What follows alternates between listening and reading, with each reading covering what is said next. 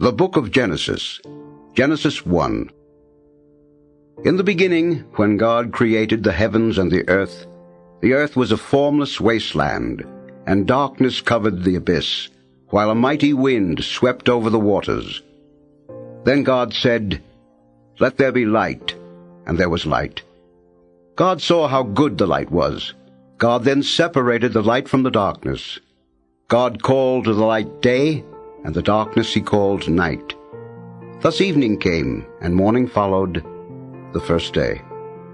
Then God said, "Let there be a dome in the middle of the waters to separate one body of water from the other." And so it happened. God made the dome, and it separated the water above the dome from the water below it.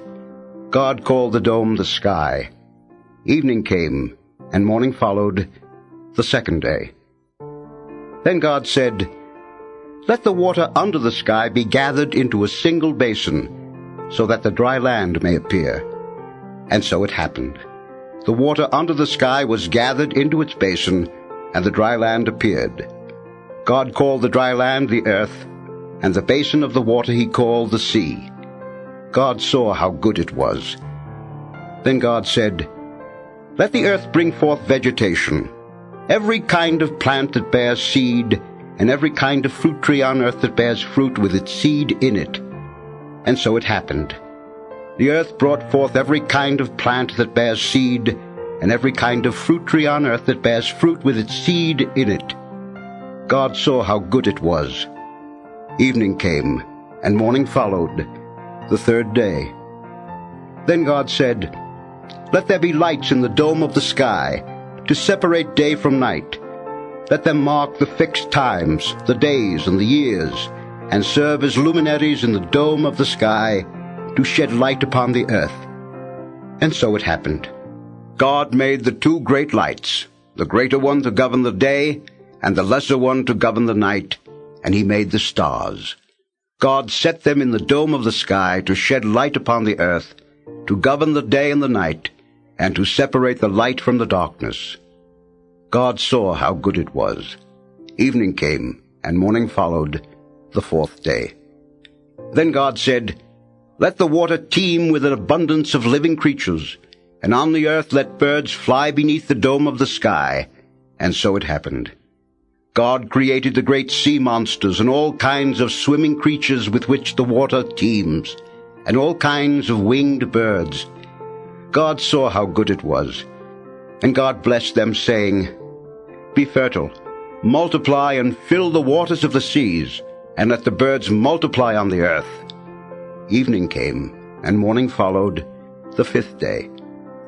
Then God said, "Let the earth bring forth all kinds of living creatures, cattle, creeping things, and wild animals of all kinds." And so it happened. God made all kinds of wild animals, all kinds of cattle, and all kinds of creeping things of the earth. God saw how good it was. Then God said, "Let us make man in our image, after our likeness. Let them have dominion over the fish of the sea, the birds of the air, and the cattle, and over all the wild animals and all the creatures that crawl on the ground." God created man in his image. In the divine image he created him. Male and female he created them. God blessed them, saying, "Be fertile and multiply. Fill the earth and subdue it. Have dominion over the fish of the sea, the birds of the air, and all the living things that move on the earth." God also said, "See, I give you every seed-bearing plant all over the earth, and every tree that has seed-bearing fruit on it to be your food. And to all the animals of the land, all the birds of the air, and all the living creatures that crawl on the ground, I give all the green plants for food." And so it happened. God looked at everything he had made, and he found it very good. Evening came, and morning followed, the sixth day. Genesis 2. Thus the heavens and the earth and all their array were completed. Since on the seventh day God was finished with the work he had been doing, he rested on the seventh day from all the work he had undertaken. So God blessed the seventh day and made it holy, because on it he rested from all the work he had done in creation. Such is the story of the heavens and the earth at their creation. At the time when the Lord God made the earth and the heavens, while as yet there was no field shrub on earth, and no grass of the field had sprouted, for the Lord God had sent no rain upon the earth, and there was no man to till the soil, but a stream was welling up out of the earth, and was watering all the surface of the ground, the Lord God formed man out of the clay of the ground, and blew into his nostrils the breath of life, and so man became a living being. Then the Lord God planted a garden in Eden, in the east, and he placed there the man whom he had formed. Out of the ground the Lord God made various trees grow that were delightful to look at, and good for food, with the tree of life in the middle of the garden, and the tree of the knowledge of good and bad. A river rises in Eden to water the garden. Beyond there it divides and becomes 4 branches. The name of the first is the Pishon. It is the one that winds through the whole land of Havilah, where there is gold. The gold of that land is excellent. Bdellium and lapis lazuli are also there. The name of the second river is the Gihon. It is the one that winds all through the land of Cush. The name of the third river is the Tigris. It is the one that flows east of Ashur. The fourth river is the Euphrates. The Lord God then took the man and settled him in the Garden of Eden to cultivate and care for it. The Lord God gave man this order: "You are free to eat from any of the trees of the garden, except the tree of knowledge of good and bad. From that tree you shall not eat.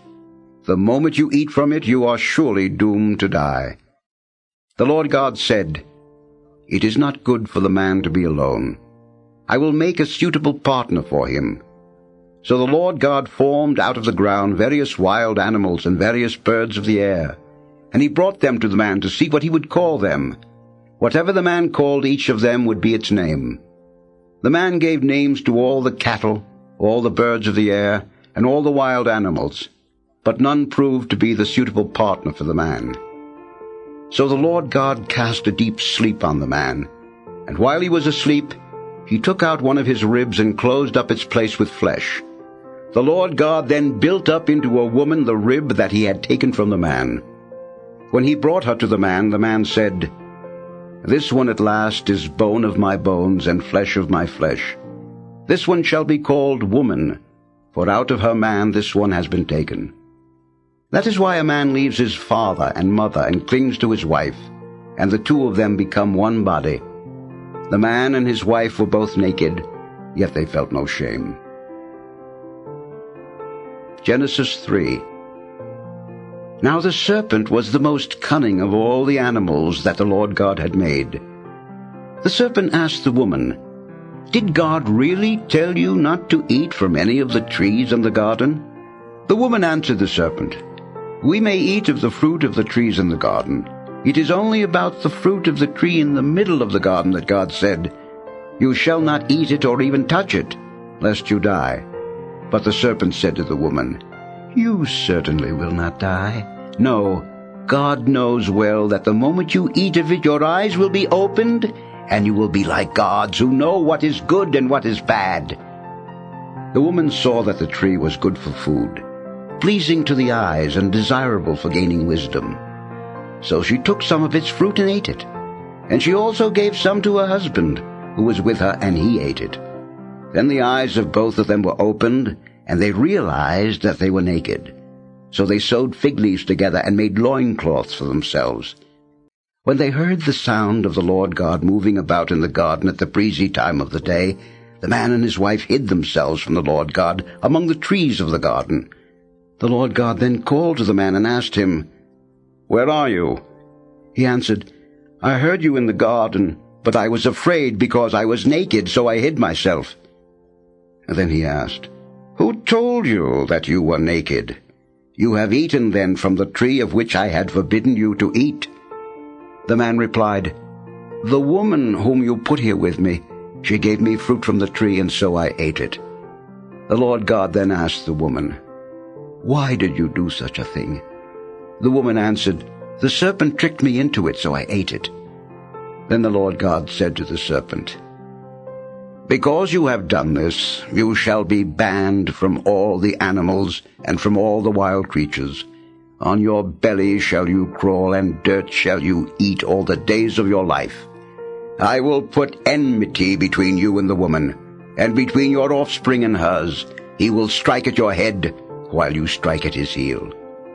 To the woman he said, I will intensify the pangs of your childbearing. In pain shall you bring forth children. Yet your urge shall be for your husband, and he shall be your master. To the man he said, Because you listened to your wife and ate from the tree of which I had forbidden you to eat, cursed be the ground because of you.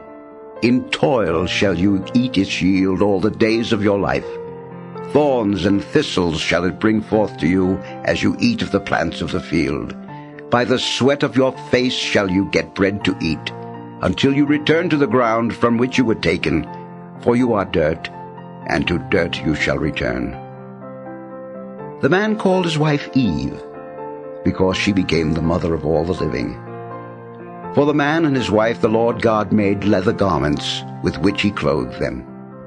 Then the Lord God said, See, the man has become like one of us, knowing what is good and what is bad.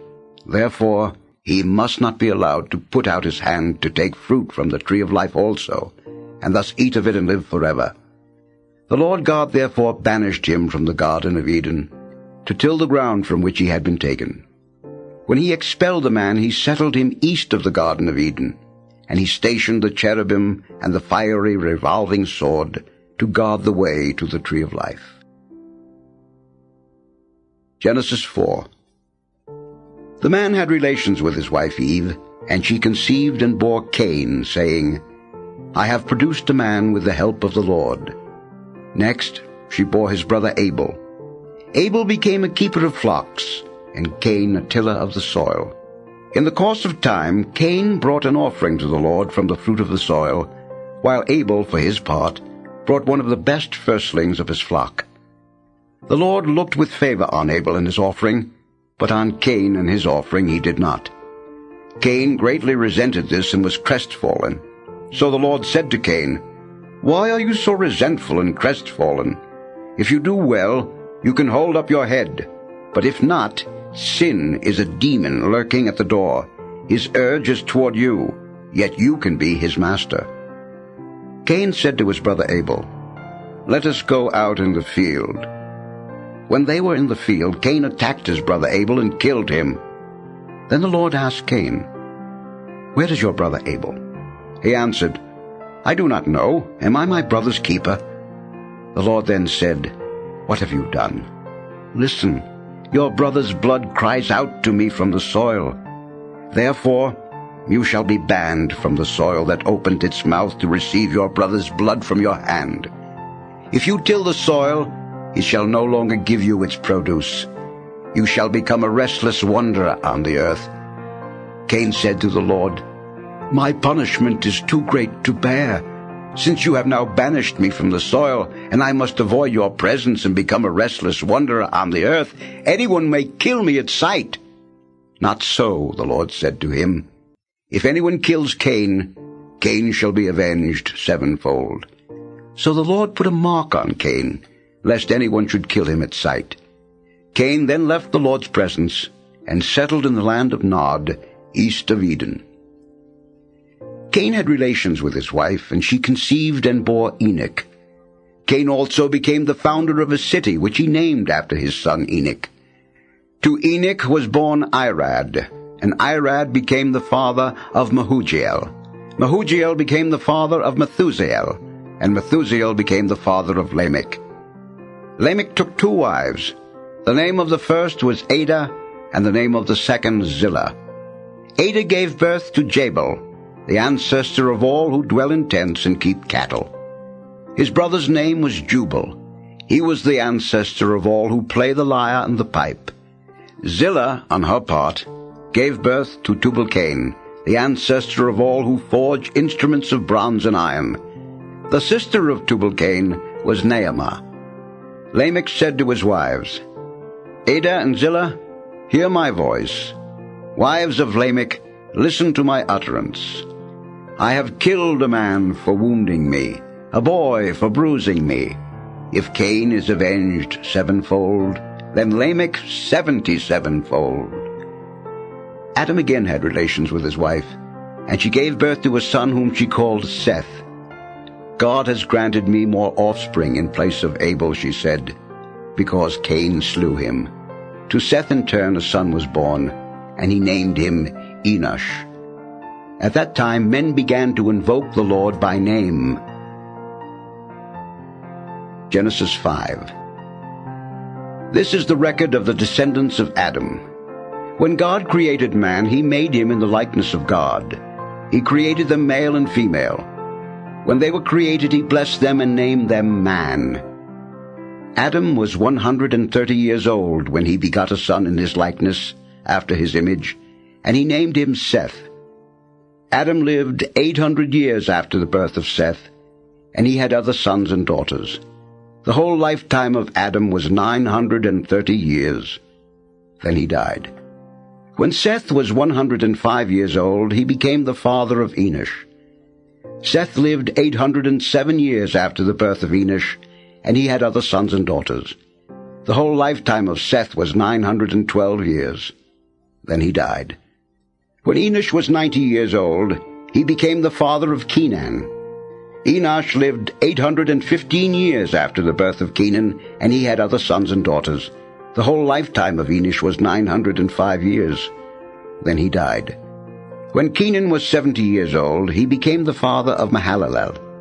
Kenan lived 840 years after the birth of Mahalalel, and he had other sons and daughters. The whole lifetime of Kenan was 910 years. Then he died. When Mahalalel was 65 years old, he became the father of Jared. Mahalalel lived 830 years after the birth of Jared, and he had other sons and daughters. The whole lifetime of Mahalalel was 895 years. Then he died. When Jared was 162 years old, he became the father of Enoch. Jared lived 800 years after the birth of Enoch, and he had other sons and daughters. The whole lifetime of Jared was 962 years. Then he died. When Enoch was 65 years old, he became the father of Methuselah. Enoch lived 300 years after the birth of Methuselah, and he had other sons and daughters. The whole lifetime of Enoch was 365 years. Then Enoch walked with God, and he was no longer here, for God took him. When Methuselah was 187 years old, he became the father of Lamech. Methuselah lived 782 years after the birth of Lamech, and he had other sons and daughters. The whole lifetime of Methuselah was 969 years. Then he died. When Lamech was 182 years old, he begot a son and named him Noah, saying, Out of the very ground that the Lord has put under a curse, this one shall bring us relief from our work and the toil of our hands. Lamech lived 595 years after the birth of Noah, and he had other sons and daughters. The whole lifetime of Lamech was 777 years. Then he died. When Noah was 500 years old, he became the father of Shem, Ham, and Japheth.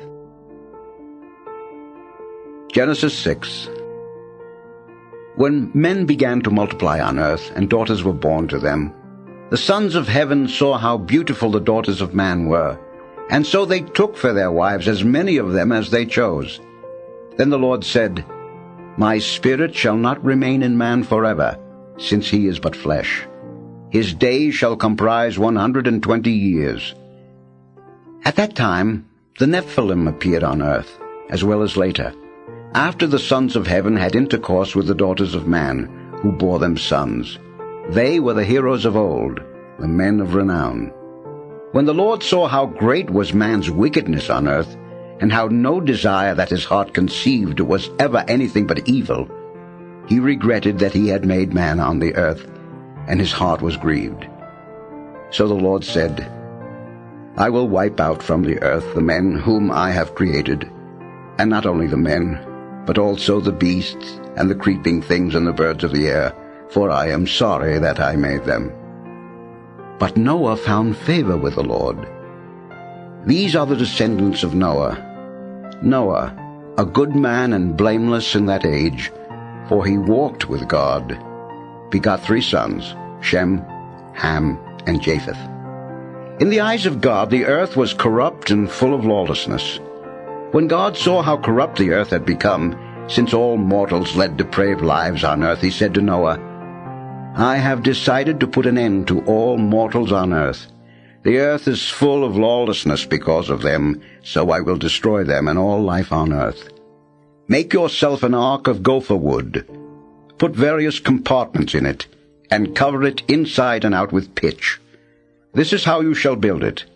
The length of the ark shall be 300 cubits, its width 50 cubits, and its height 30 cubits. Make an opening for daylight in the ark, and finish the ark a cubit above it. Put an entrance in the side of the ark, which you shall make with bottom, second, and third decks. I, on my part, am about to bring the flood waters on the earth, to destroy everywhere all creatures in which there is the breath of life. Everything on earth shall perish. But with you I will establish my covenant. You and your sons, your wife and your sons' wives, shall go into the ark. Of all other living creatures you shall bring 2 into the ark, 1 male and 1 female, that you may keep them alive with you. Of all kinds of birds, of all kinds of beasts, and of all kinds of creeping things, 2 of each shall come into the ark with you to stay alive.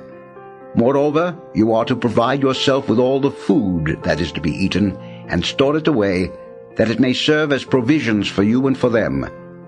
This Noah did. He carried out all the commands that God gave him. Genesis 7. Then the Lord said to Noah, Go into the ark, you and all your household, for you alone in this age have I found to be truly just. Of every clean animal, take with you 7 pairs, a male and its mate, and of the unclean animals 1 pair, a male and its mate. Likewise, of every clean bird of the air 7 pairs, a male and a female, and of all the unclean birds 1 pair, a male and a female. Thus you will keep their issue alive over all the earth. 7 days from now I will bring rain down on the earth for 40 days and 40 nights, and so I will wipe out from the surface of the earth every moving creature that I have made. Noah did just as the Lord had commanded him. Noah was 600 years old when the flood waters came upon the earth.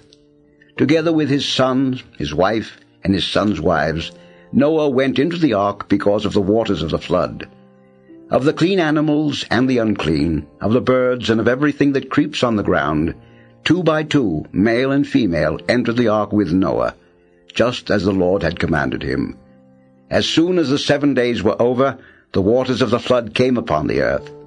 In the 600th year of Noah's life, in the 2nd month, on the 17th day of the month, it was on that day that all the fountains of the great abyss burst forth, and the floodgates of the sky were opened.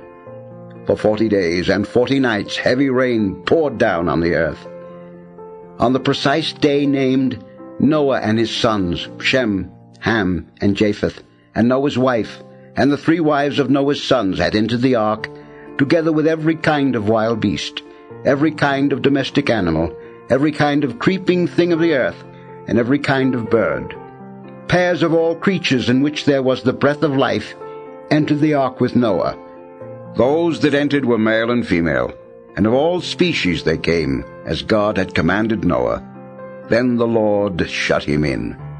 The flood continued upon the earth for 40 days. As the waters increased, they lifted the ark so that it rose above the earth. The swelling waters increased greatly, but the ark floated on the surface of the waters. Higher and higher above the earth rose the waters, until all the highest mountains everywhere were submerged, the crest rising 15 cubits higher than the submerged mountains.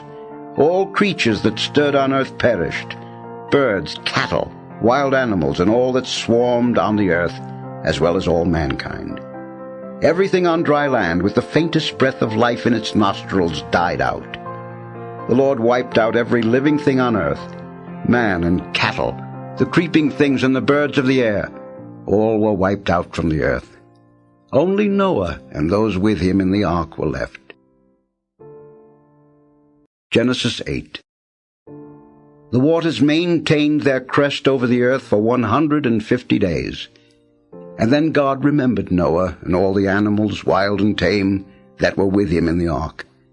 So God made a wind sweep over the earth, and the waters began to subside. The fountains of the abyss and the floodgates of the sky were closed, and the downpour from the sky was held back. Gradually the waters receded from the earth. At the end of 150 days, the waters had so diminished that in the 7th month, on the 17th day of the month, the ark came to rest on the mountains of Ararat. The waters continued to diminish until the 10th month, and on the 1st day of the 10th month the tops of the mountains appeared. At the end of 40 days Noah opened the hatch he had made in the ark, and he sent out a raven to see if the waters had lessened on the earth. It flew back and forth until the waters dried off from the earth. Then he sent out a dove to see if the waters had lessened on the earth. But the dove could find no place to alight and perch, and it returned to him in the ark, for there was water all over the earth. Putting out his hand, he caught the dove and drew it back to him inside the ark.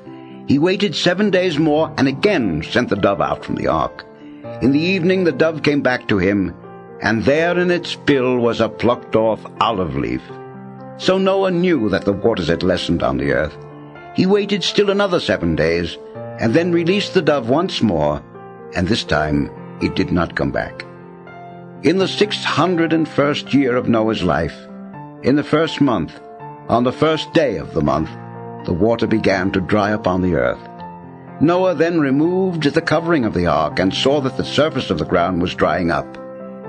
In the 2nd month, on the 27th day of the month, the earth was dry.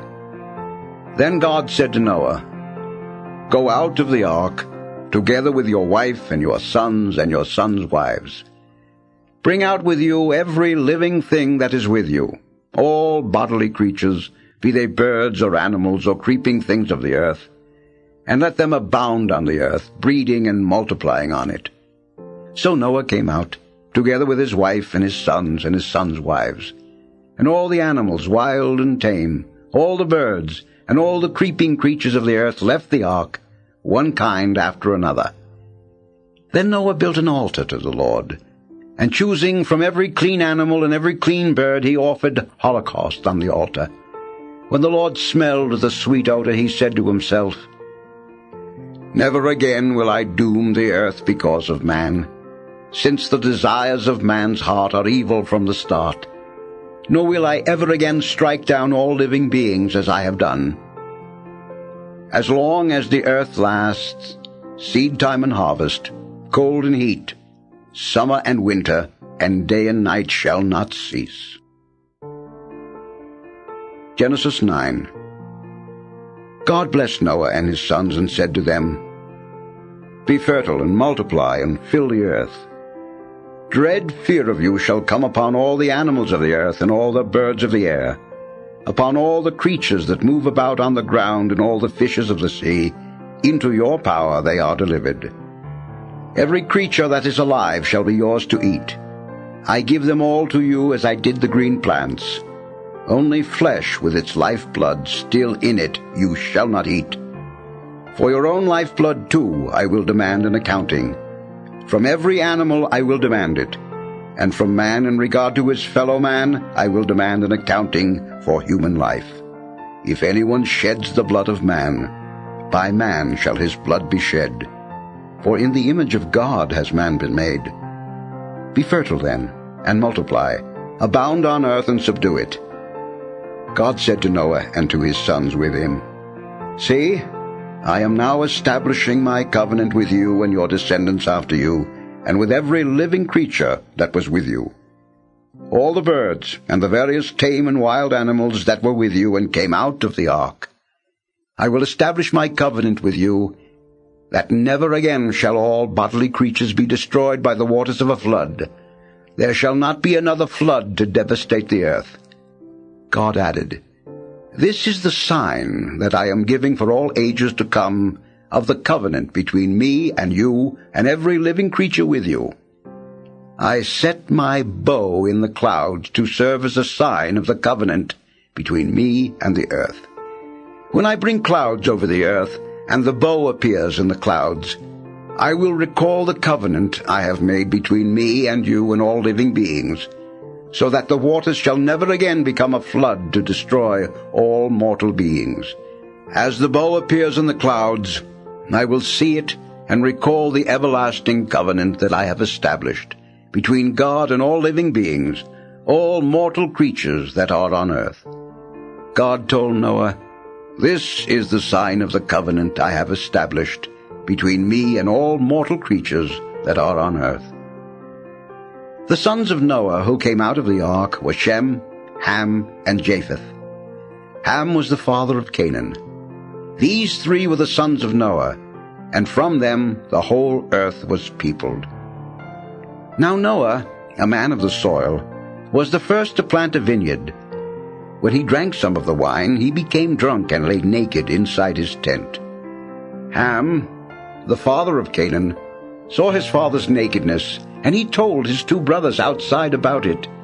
Shem and Japheth, however, took a robe, and holding it on their backs, they walked backward and covered their father's nakedness. Since their faces were turned the other way, they did not see their father's nakedness. When Noah woke up from his drunkenness and learned what his youngest son had done to him, he said, "Cursed be Canaan, the lowest of slaves shall he be to his brothers." He also said, "Blessed be the Lord, the God of Shem. Let Canaan be his slave. May God expand Japheth, so that he dwells among the tents of Shem, and let Canaan be his slave." Noah lived 350 years after the flood. The whole lifetime of Noah was 950 years. Then he died. Genesis 10. These are the descendants of Noah's sons, Shem, Ham, and Japheth, to whom sons were born after the flood. The descendants of Japheth: Gomer, Magog, Madai, Javan, Tubal, Meshech, and Tyrus. The descendants of Gomer: Ashkenaz, Riphath, and Togarmah. The descendants of Javan: Elisha, Tarshish, the Kittim, and the Rodanim. These are the descendants of Japheth, and from them sprang the maritime nations in their respective lands, each with its own language, by their clans within their nations.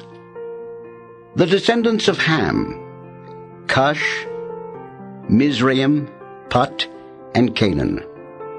The descendants of Cush: Seba, Havilah, Sabta, Raamah, and Sabteka. The descendants of Raamah: Sheba and Dedan. Cush became the father of Nimrod, who was the first potentate on earth. He was a mighty hunter by the grace of the Lord, hence the saying, like Nimrod, a mighty hunter by the grace of the Lord. The chief cities of his kingdom were Babylon, Erech, and Akkad, all of them in the land of Shinar. From that land he went forth to Ashur, where he built Nineveh, Rehoboth, Ir, and Calah, as well as Resen between Nineveh and Calah, the latter being the principal city.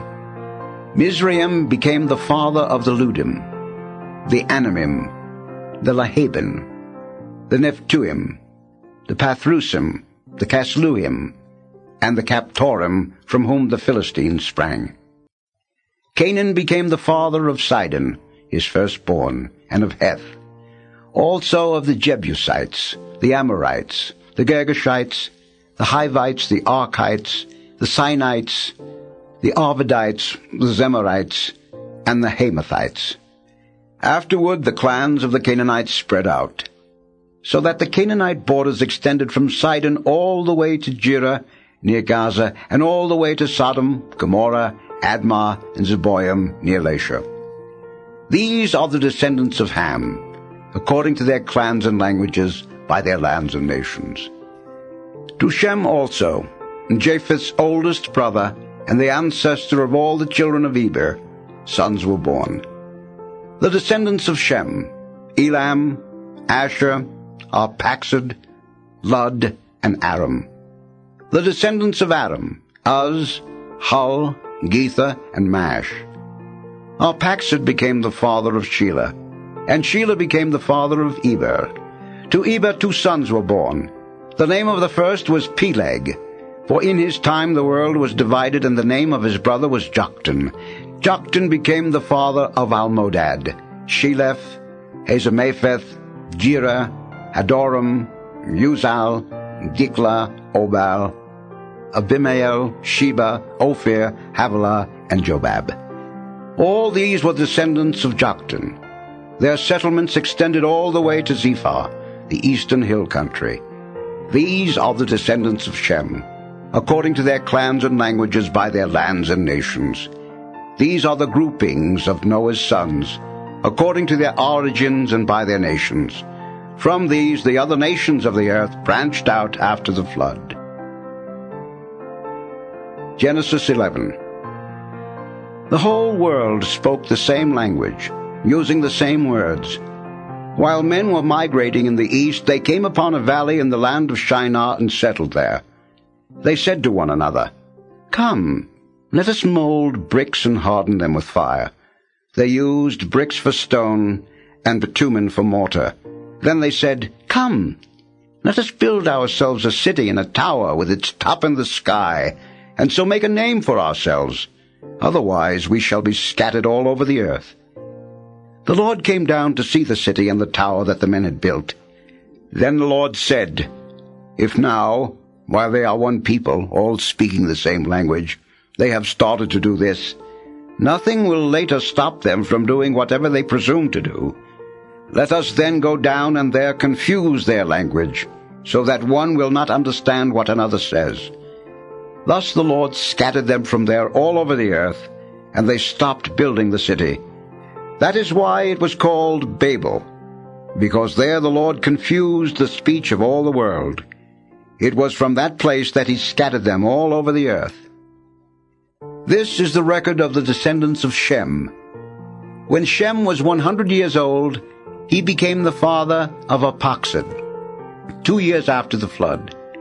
Shem lived 500 years after the birth of Arphaxad, and he had other sons and daughters. When Arphaxad was 35 years old, he became the father of Shelah. Arphaxad lived 403 years after the birth of Shelah, and he had other sons and daughters.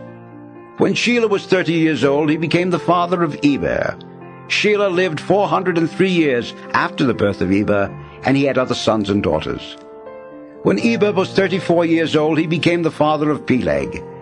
Eber lived 430 years after the birth of Peleg, and he had other sons and daughters. When Peleg was 30 years old, he became the father of Reu. Peleg lived 209 years after the birth of Reu, and he had other sons and daughters. When Reu was 32 years old, he became the father of Serug. Reu lived 207 years after the birth of Serug, and he had other sons and daughters. When Serug was 30 years old, he became the father of Nahor. Serug lived 200 years after the birth of Nahor, and he had other sons and daughters. When Nahor was 29 years old, he became the father of Terah. Nahor lived 119 years after the birth of Terah, and he had other sons and daughters. When Terah was 70 years old, he became the father of Abram, Nahor, and Haran. This is the record of the descendants of Terah. Terah became the father of Abram, Nahor, and Haran became the father of Lot. Haran died before his father Terah in his native land, in Ur of the Chaldeans. Abram and Nahor took wives. The name of Abram's wife was Sarai, and the name of Nahor's wife was Milcah, daughter of Haran, the father of Milcah and Iscah. Sarai was barren; she had no child.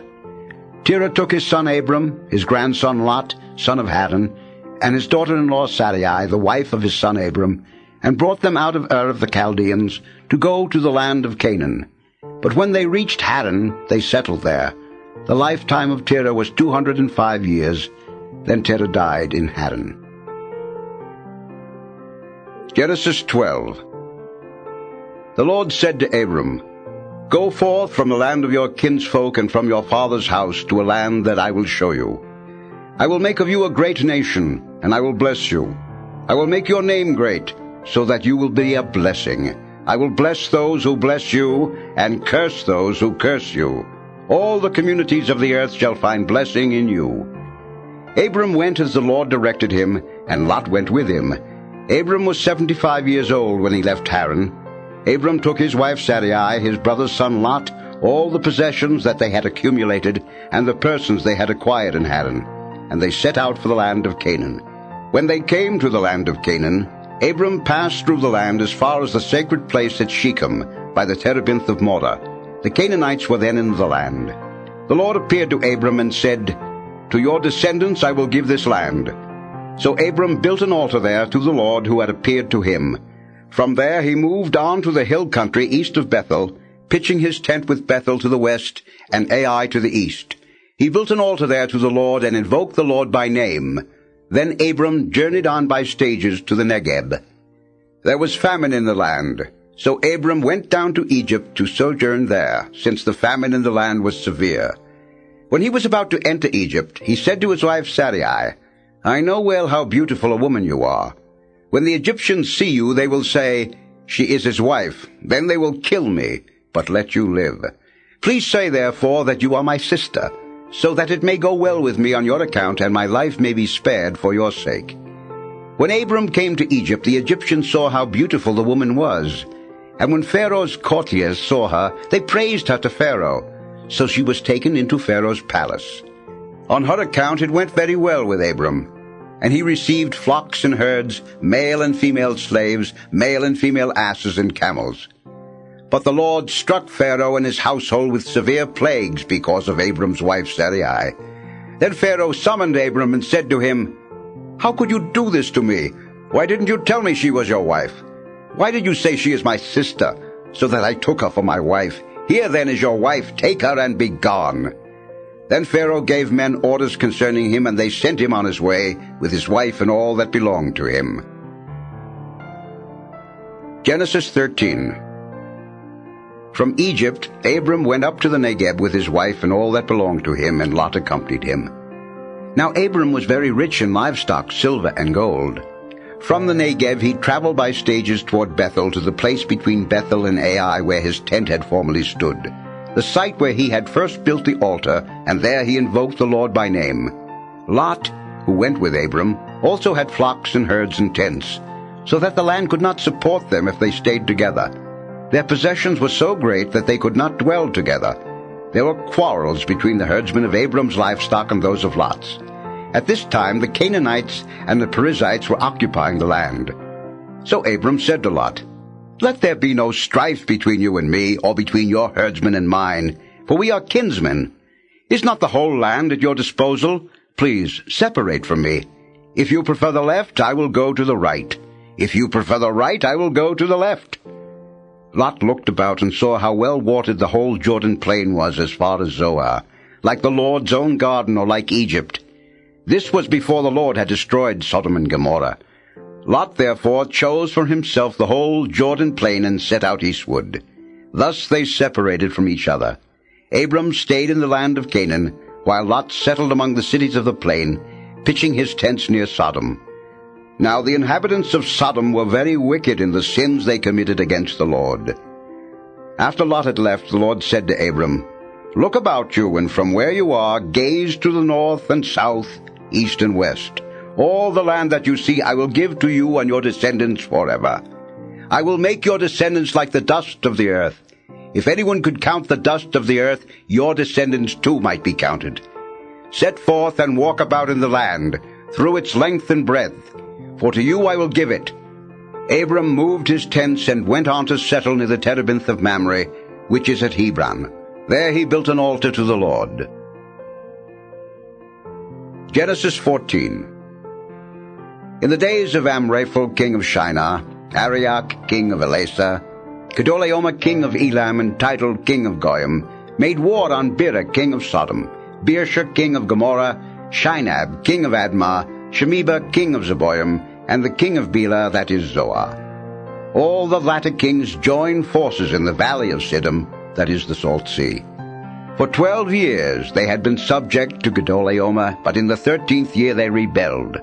In the 14th year, Kedorlaomer and the kings allied with him came and defeated the Rephaim in Ashtaroth-Kanaim, the Zuzim in Ham, the Emin in Sheva Kiriathaim, and the Horites in the hill country of Seir, as far as El Paran, close by the wilderness.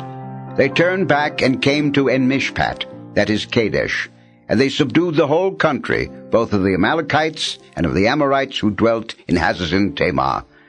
Thereupon the king of Sodom, the king of Gomorrah, the king of Admah, the king of Zeboim, and the king of Bela, that is Zoar, marched out, and in the valley of Siddim they went into battle against them. Against Kedorlaomer king of Elam, Tidal king of Goyim, Amraphel king of Shinar, and Arioch king of Elasar, 4 kings against 5. Now the valley of Siddim was full of bitumen pits, and as the kings of Sodom and Gomorrah fled, they fell into these, while the rest fled to the mountains. The victors seized all the possessions and food supplies of Sodom and Gomorrah, and then went their way, taking with them Abram's nephew Lot, who had been living in Sodom, as well as his possessions. A fugitive came and brought the news to Abram the Hebrew, who was camping at the terebinth of Mamre the Amorite, a kinsman of Eshcol and Aner. These were in league with Abram. When Abram heard that his nephew had been captured, he mustered 318 of his retainers, born in his house, and went in pursuit as far as Dan. He and his party deployed against them at night, defeated them, and pursued them as far as Hobah, which is north of Damascus. He recovered all the possessions, besides bringing back his kinsman Lot and his possessions, along with the women and the other captives. When Abram returned from his victory over Kedorlaomer and the kings who were allied with him, the king of Sodom went out to greet him in the valley of Shavi, that is the king's valley. Melchizedek, king of Salem, brought out bread and wine, and being a priest of God Most High, he blessed Abram with these words, "Blessed be Abram by God Most High, the Creator of heaven and earth, and blessed be God Most High, who delivered your foes into your hand." Then Abram gave him 1/10 of everything. The king of Sodom said to Abram, "Give me the people, the goods you may keep." But Abram replied to the king of Sodom, "I have sworn to the Lord God Most High, the Creator of heaven and earth, that I would not take so much as a thread or a sandal strap from anything that is yours, lest you should say, 'I made Abram rich.' Nothing for me except what my servants had used up, have the share that is due to the men who joined me, Aner, Eshcol, and Mamre. Let them take their share." Genesis 15. Some time after these events, this word of the Lord came to Abram in a vision. "Fear not, Abram, I am your shield. I will make your reward very great." But Abram said, "O Lord God, what good will your gifts be if I keep on being childless and have as my heir the steward of my house, Eliezer?" Abram continued, "See, you have given me no offspring, and so one of my servants will be my heir." Then the word of the Lord came to him, "No, that one shall not be your heir. Your own issue shall be your heir." He took him outside and said, "Look up at the sky and count the stars if you can. Just so," he added, "shall your descendants be." Abram put his faith in the Lord, who credited it to him as an act of righteousness. He then said to him, "I am the Lord who brought you from Ur of the Chaldeans to give you this land as a possession." "O Lord God," he asked, "how am I to know that I shall possess it?" He answered him, "Bring me a 3-year-old heifer, a 3-year-old she-goat, a 3-year-old ram, a turtle dove, and a young pigeon." He brought him all these, split them in 2, and placed each half opposite the other. But the birds he did not cut up. Birds of prey swooped down on the carcasses, but Abram stayed with them.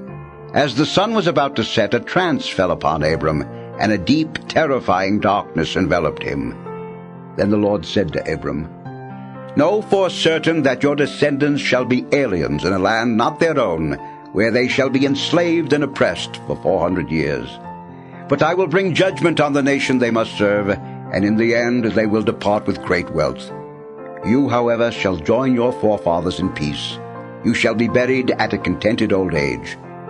In the 4th time span the others shall come back here, The wickedness of the Amorites will not have reached its full measure until then. When the sun had set and it was dark, there appeared a smoking brazier and a flaming torch which passed between those pieces.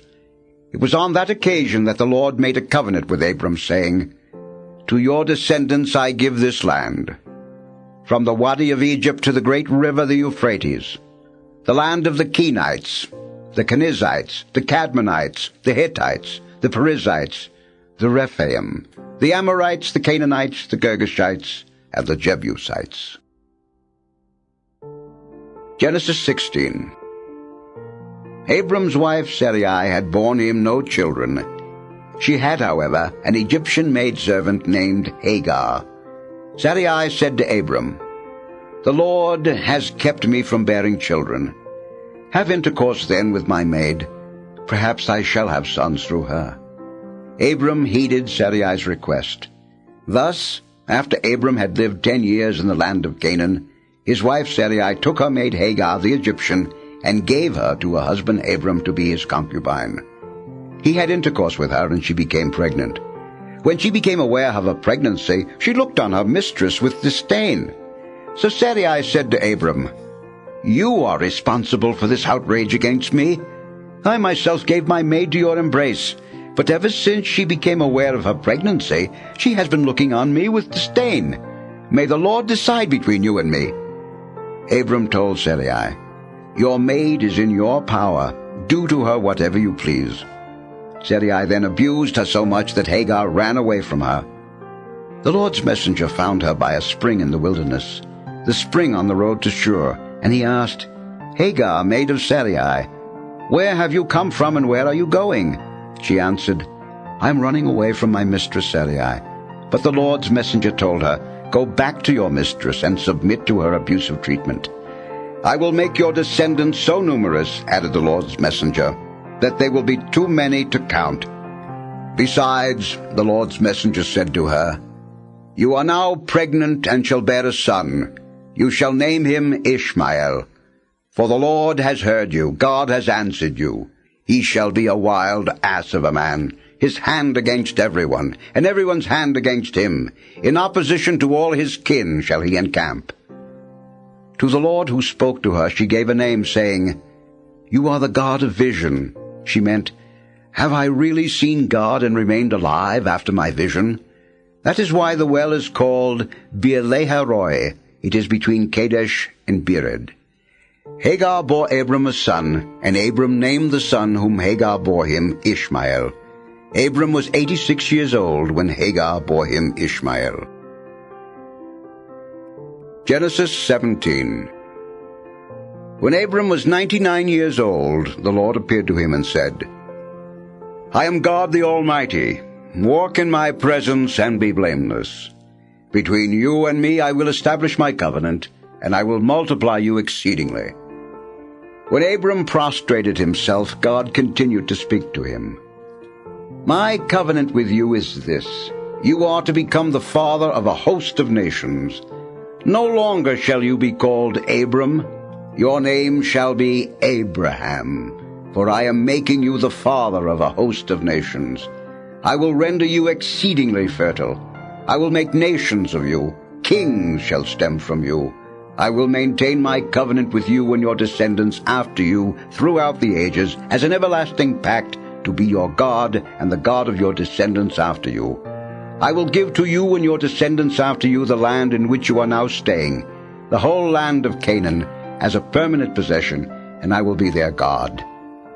God also said to Abraham, "On your part, you and your descendants after you must keep my covenant throughout the ages.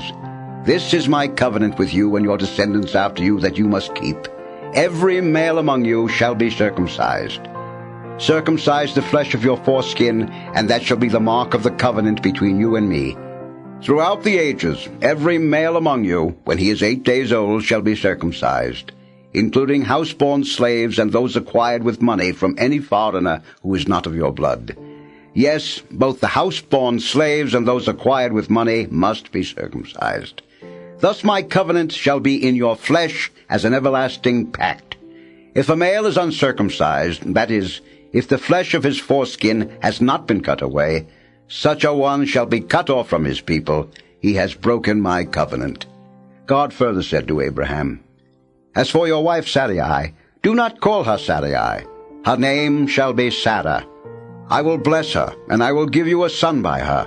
Him also will I bless. He shall give rise to nations, and rulers of people shall issue from him." Abraham prostrated himself and laughed as he said to himself, "Can a child be born to a man who is 100 years old? Or can Sarah give birth at 90? Then Abraham said to God, "Let but Ishmael live on by your favor." God replied, "Nevertheless, your wife Sarah is to bear you a son, and you shall call him Isaac. I will maintain my covenant with him as an everlasting pact, to be his God and the God of his descendants after him. As for Ishmael, I am heeding you. I hereby bless him. I will make him fertile and will multiply him exceedingly. He shall become the father of 12 chieftains, and I will make of him a great nation. But my covenant I will maintain with Isaac, whom Sarah shall bear to you by this time next year." When he had finished speaking with him, God departed from Abraham. Then Abraham took his son Ishmael and all his slaves, whether born in his house or acquired with his money, every male among the members of Abraham's household, and he circumcised the flesh of their foreskins on that same day, as God had told him to do. Abraham was 99 years old when the flesh of his foreskin was circumcised, and his son Ishmael was 13 years old when the flesh of his foreskin was circumcised. Thus, on that same day, Abraham and his son Ishmael were circumcised, and all the male members of his household, including the slaves born in his house or acquired with his money from foreigners, were circumcised with him. Genesis 18. The Lord appeared to Abraham by the terebinth of Mamre, as he sat in the entrance of his tent, while the day was growing hot. Looking up, he saw 3 men standing nearby.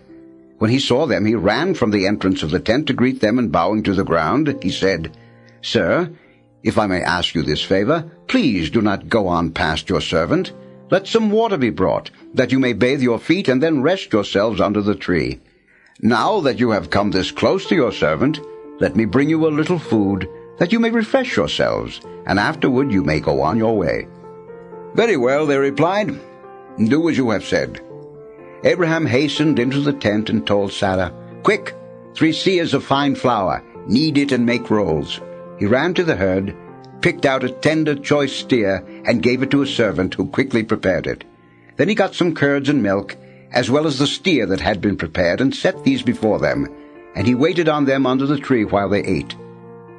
"Where is your wife Sarah?" they asked him. "There in the tent," he replied. One of them said, "I will surely return to you about this time next year, and Sarah will then have a son." Sarah was listening at the entrance of the tent just behind him. Now Abraham and Sarah were old, advanced in years, and Sarah had stopped having her womanly periods. So Sarah laughed to herself and said, "Now that I am so withered, and my husband is so old, am I still to have sexual pleasure?" But the Lord said to Abraham, "Why did Sarah laugh and say, 'Shall I really bear a child, old as I am?' Is anything too marvelous for the Lord to do? At the appointed time, about this time next year, I will return to you, and Sarah will have a son." Because she was afraid, Sarah dissembled, saying, "I didn't laugh." But he said, "Yes, you did." The men set out from there and looked down toward Sodom. Abraham was walking with them to see them on their way. The Lord reflected, "Shall I hide from Abraham what I am about to do, now that he is to become a great and populous nation, and all the nations of the earth are to find blessing in him? Indeed, I have singled him out, that he may direct his sons and his posterity to keep the way of the Lord, by doing what is right and just, so that the Lord may carry into effect for Abraham the promises he made about him." Then the Lord said, "The outcry against Sodom and Gomorrah is so great, and their sin so grave, that I must go down and see whether or not their actions fully correspond to the cry against them that comes to me. I mean to find out." While the 2 men walked on farther toward Sodom, the Lord remained standing before Abraham. Then Abraham drew nearer to him and said, "Will you sweep away the innocent with the guilty? Suppose there were 50 innocent people in the city. Would you wipe out the place? rather than spare it for the sake of the 50 innocent people within it? Far be it from you to do such a thing, to make the innocent die with the guilty, so that the innocent and the guilty would be treated alike. Should not the judge of all the world act with justice?" The Lord replied, "If I find 50 innocent people in the city of Sodom, I will spare the whole place for their sake." Abraham spoke up again. "See how I am presuming to speak to my Lord, though I am but dust and ashes. What if there are 5 less than 50 innocent people? Will you destroy the whole city because of those 5? "I will not destroy it," he answered, "if I find 45 there." But Abraham persisted, saying, "What if only 40 are found there?" He replied, "I will forbear doing it for the sake of the 40. Then he said, "Let not my Lord grow impatient if I go on. What if only 30 are found there?" He replied, "I will forbear doing it if I can find but 30 there." "Still," he went on, "since I have thus dared to speak to my Lord, what if there are no more than 20? "I will not destroy it," he answered, "for the sake of the 20. But he still persisted, "Please, let not my Lord grow angry if I speak up this last time. What if there are at least 10 there?" "For the sake of those 10, he replied, "I will not destroy it." The Lord departed as soon as he had finished speaking with Abraham, and Abraham returned home. Genesis 19. The 2 angels reached Sodom in the evening as Lot was sitting at the gate of Sodom. When Lot saw them, he got up to greet them, and bowing down with his face to the ground, he said, "Please, gentlemen, come aside into your servant's house for the night, and bathe your feet, and you can get up early to continue your journey." But they replied, "No, we shall pass the night in the town square." He urged them so strongly, however, that they turned aside to his place and entered his house. He prepared a meal for them, baking cakes without leaven, and they dined. Before they went to bed, all the townsmen of Sodom, both young and old, all the people to the last man, closed in on the house. They called to Lot and said to him, "Where are the men who came to your house tonight? Bring them out to us, that we may have intimacies with them." Lot went out to meet them at the entrance. When he had shut the door behind him, he said, "I beg you, my brothers, not to do this wicked thing. I have 2 daughters who have never had intercourse with men. Let me bring them out to you, and you may do to them as you please. But don't do anything to these men, for you know they have come under the shelter of my roof." They replied, "Stand back. This fellow," they sneered, "came here as an immigrant, and now he dares to give orders. We'll treat you worse than them." With that they pressed hard against Lot, moving in closer to break down the door. But his guests put out their hands, pulled Lot inside with them, and closed the door. At the same time they struck the men at the entrance of the house, one and all, with such a blinding light that they were utterly unable to reach the doorway. Then the angel said to Lot, "Who else belongs to you here? Your sons, sons-in-law, and your daughters, and all who belong to you in the city, take them away from it. We are about to destroy this place, for the outcry reaching the Lord against those in the city is so great that he has sent us to destroy it." So Lot went out and spoke to his sons-in-law, who had contracted marriage with his daughters. "Get up and leave this place," he told them. "The Lord is about to destroy the city." But his sons-in-law thought he was joking. As dawn was breaking, the angels urged Lot on, saying, "On your way, take with you your wife and your 2 daughters who are here, or you will be swept away in the punishment of the city." When he hesitated, the men, by the Lord's mercy, seized his hand and the hands of his wife and his 2 daughters, and led them to safety outside the city. As soon as they had been brought outside, he was told, "Flee for your life. Don't look back or stop anywhere on the plain. Get off to the hills at once, or you will be swept away." "Oh, no, my lord," replied Lot. "You have already thought enough of your servant to do me the great kindness of intervening to save my life. But I cannot flee to the hills to keep the disaster from overtaking me, and so I shall die. Look, this town ahead is near enough to escape to. It's only a small place. Let me flee there. It's a small place, isn't it? That my life may be saved." "Well then," he replied, "I will also grant you the favor you now ask. I will not overthrow the town you speak of. Hurry, escape there. I cannot do anything until you arrive there. That is why the town is called Zoar." The sun was just rising over the earth as Lot arrived in Zoar. At the same time the Lord rained down sulphurous fire upon Sodom and Gomorrah from the Lord out of heaven. He overthrew those cities and the whole plain, together with the inhabitants of the cities and the produce of the soil. But Lot's wife looked back, and she was turned into a pillar of salt. Early the next morning Abraham went to the place where he had stood in the Lord's presence. As he looked down toward Sodom and Gomorrah and the whole region of the plain, he saw dense smoke over the land rising like fumes from a furnace. Thus it came to pass, when God destroyed the cities of the plain, he was mindful of Abraham by sending Lot away from the upheaval by which God overthrew the cities where Lot had been living. Since Lot was afraid to stay in Zoar, he and his 2 daughters went up from Zoar and settled in the hill country, where he lived with his 2 daughters in a cave. The older one said to the younger, "Our father is getting old, and there is not a man on earth to unite with us, as was the custom everywhere. Come, let us ply our father with wine and then lie with him, that we may have offspring by our father." So that night they plied their father with wine, and the older one went in and lay with her father, but he was not aware of her lying down or her getting up. Next day the older one said to the younger, "Last night it was I who lay with my father. Let us ply him with wine again tonight, and then you go in and lie with him, that we may both have offspring by our father." So that night, too, they plied their father with wine, and then the younger one went in and lay with him, but again he was not aware of her lying down or her getting up. Thus both of Lot's daughters became pregnant by their father. The older one gave birth to a son, whom she named Moab, saying, "From my father. He is the ancestor of the Moabites of today." The younger one too gave birth to a son, and she named him Ammon, saying, "The son of my kin."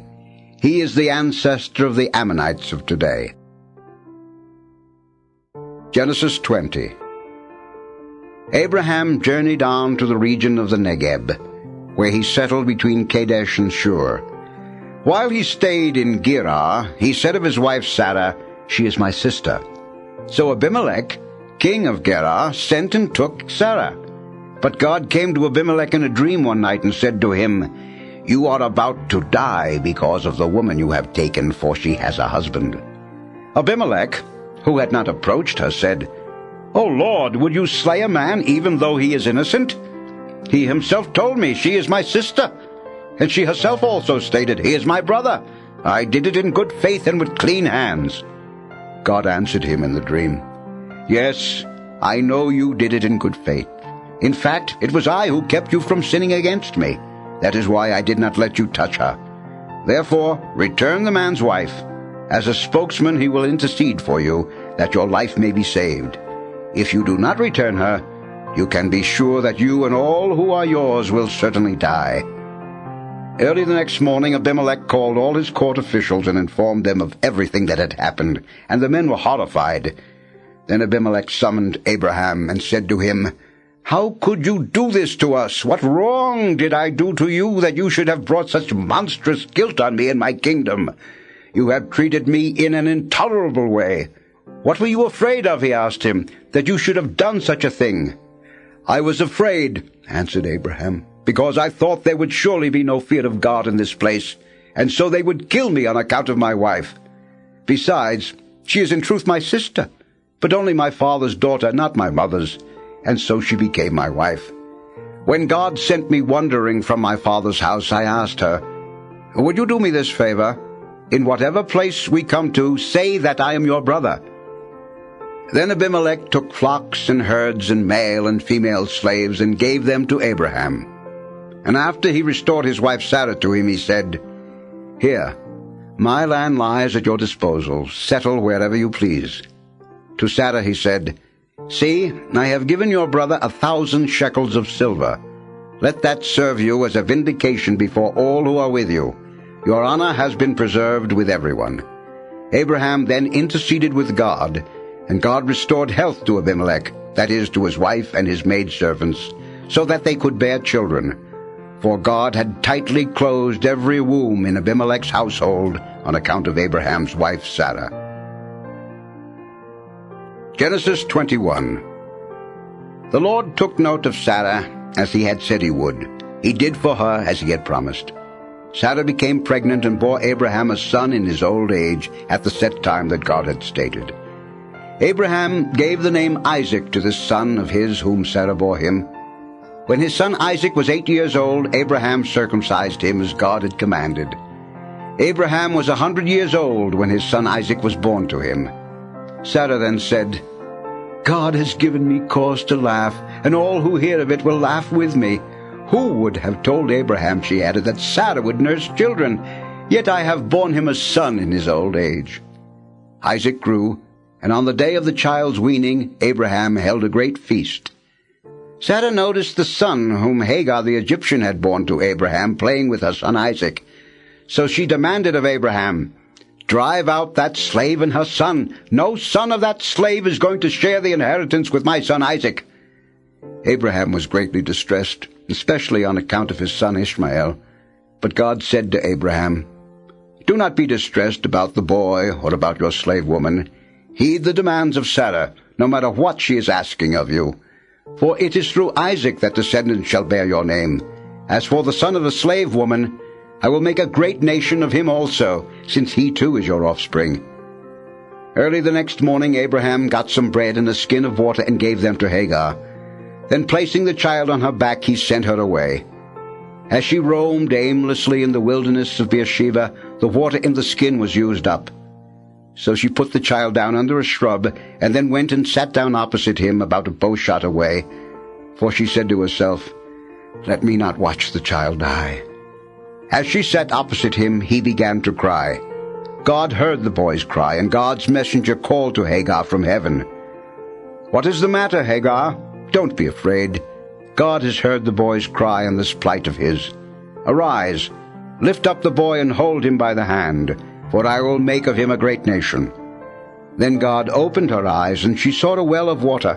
She went and filled the skin with water, and then let the boy drink.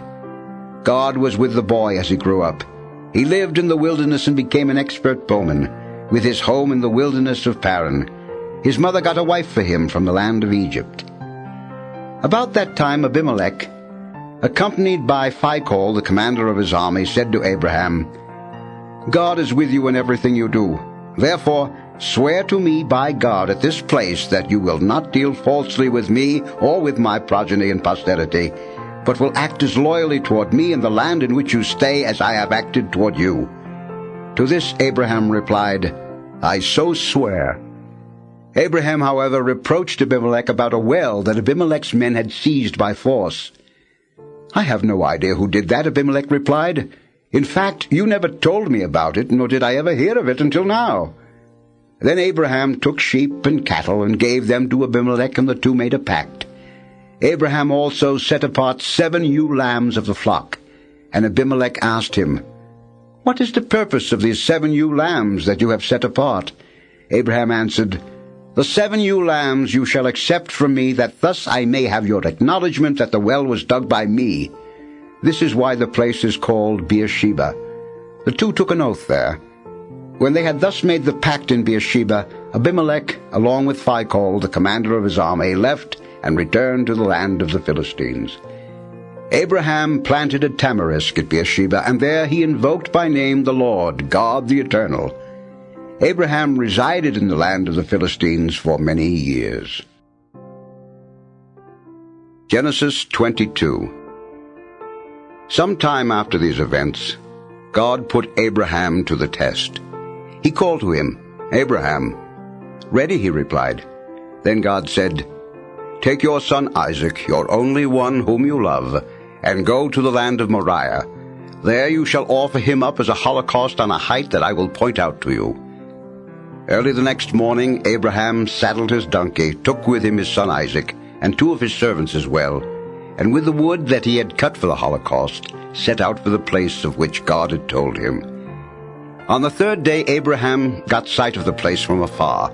Then he said to his servants, "Both of you stay here with the donkey while the boy and I go on over yonder. We will worship and then come back to you." Thereupon Abraham took the wood for the holocaust and laid it on his son Isaac's shoulders, while he himself carried the fire and the knife. As the two walked on together, Isaac spoke to his father Abraham. "Father," he said. "Yes, son," he replied. Isaac continued, "Here are the fire and the wood, but where is the sheep for the holocaust?" "Son," Abraham answered, "God himself will provide the sheep for the holocaust." Then the two continued going forward. When they came to the place of which God had told him, Abraham built an altar there and arranged the wood on it. Next he tied up his son Isaac and put him on top of the wood on the altar. Then he reached out and took the knife to slaughter his son. But the Lord's messenger called to him from heaven, "Abraham, Abraham!" "Yes, Lord," he answered. "Do not lay your hand on the boy," said the messenger. "Do not do the least thing to him. I know now how devoted you are to God, since you did not withhold from me your own beloved son." As Abraham looked about, he spied a ram caught by its horns in the thicket. So he went and took the ram and offered it up as a holocaust in place of his son. Abraham named the site Yahweh-Yireh. Hence people now say, "On the mountain the Lord will see." Again the Lord's messenger called to Abraham from heaven and said, "I swear by myself, declares the Lord, that because you acted as you did in not withholding from me your beloved son, I will bless you abundantly and make your descendants as countless as the stars of the sky and the sands of the seashore. Your descendants shall take possession of the gates of their enemies, and in your descendants all the nations of the earth shall find blessing. All this because you obeyed my command." Abraham then returned to his servants, and they set out together for Beersheba, where Abraham made his home. Sometime afterward the news came to Abraham, "Milcah too has borne sons to your brother Nahor, Uz his firstborn, his brother Buz, Kemuel the father of Aram, Kesed, Hazo, Pildash, Jidlap, and Bethuel. Bethuel became the father of Rebekah. These 8 Milcah bore to Abraham's brother Nahor. His concubine, whose name was Rumah, also bore children, Tebah, Gaim, Tahash, and Maacah. Genesis 23. The span of Sarah's life was 127 years. She died in Kiriath Arba, that is Hebron, in the land of Canaan, and Abraham performed the customary mourning rites for her. Then he left the side of his dead one and addressed the Hittites. "Although I am a resident alien among you, sell me from your holdings a piece of property for a burial ground, that I may bury my dead wife." The Hittites answered Abraham, "Please, sir, listen to us. You are an elect of God among us.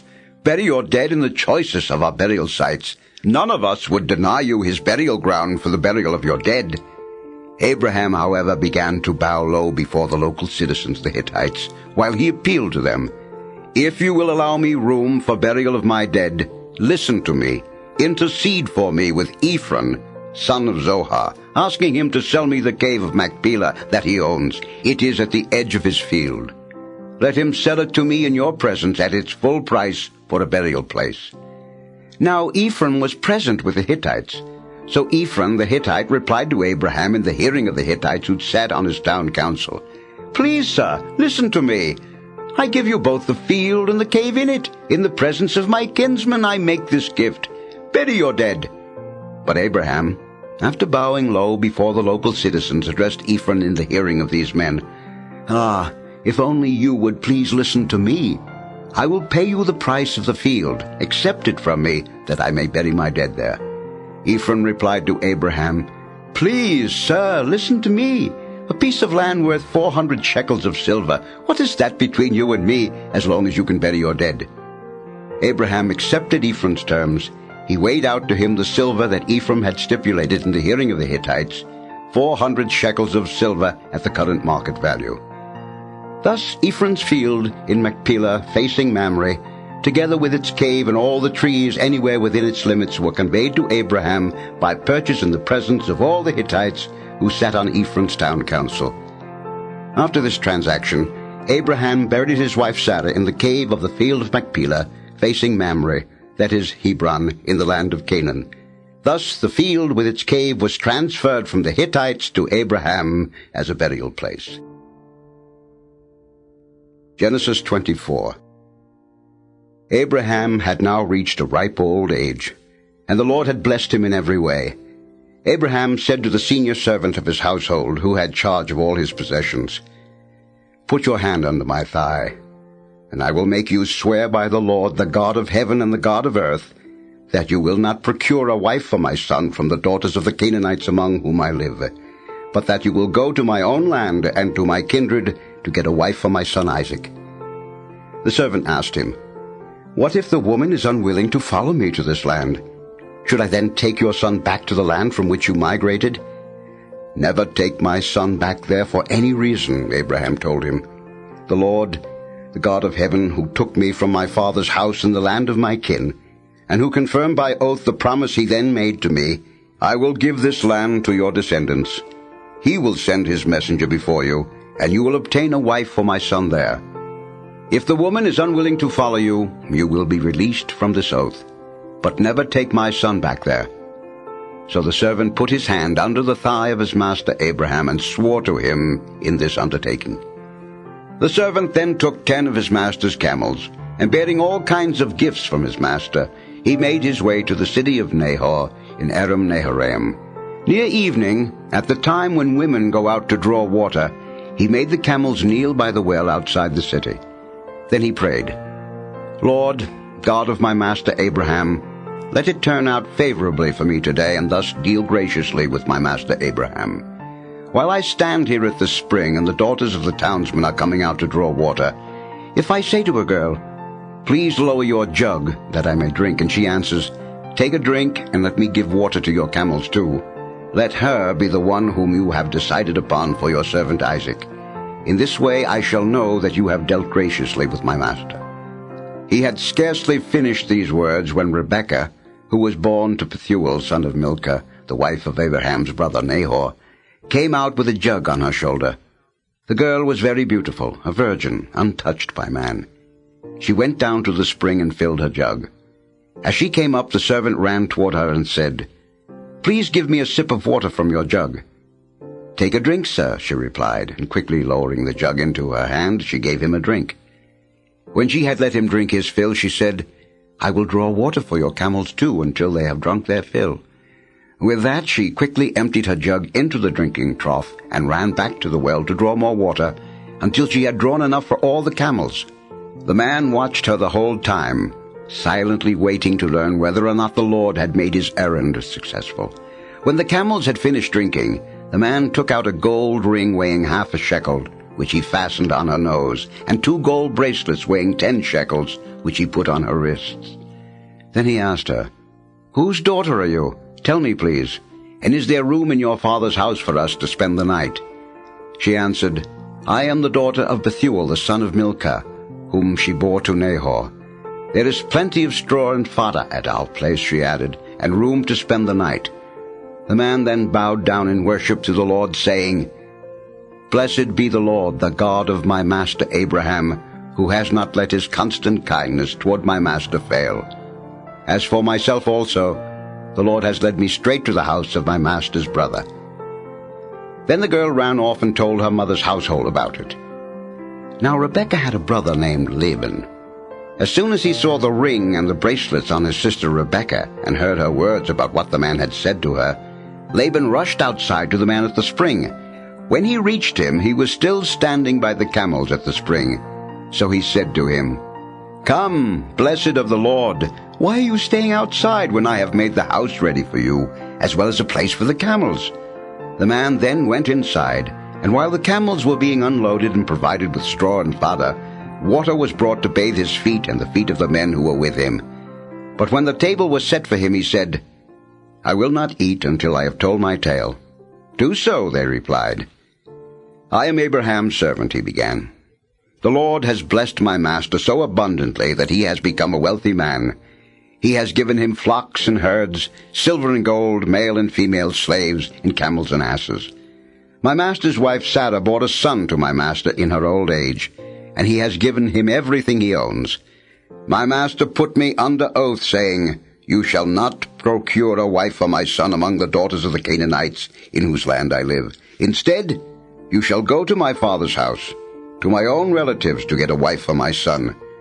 When I asked my master, 'What if the woman will not follow me?' he replied, "The Lord, in whose presence I have always walked, will send his messenger with you and make your errand successful. And so you will get a wife for my son from my own kindred of my father's house. Then you shall be released from my ban.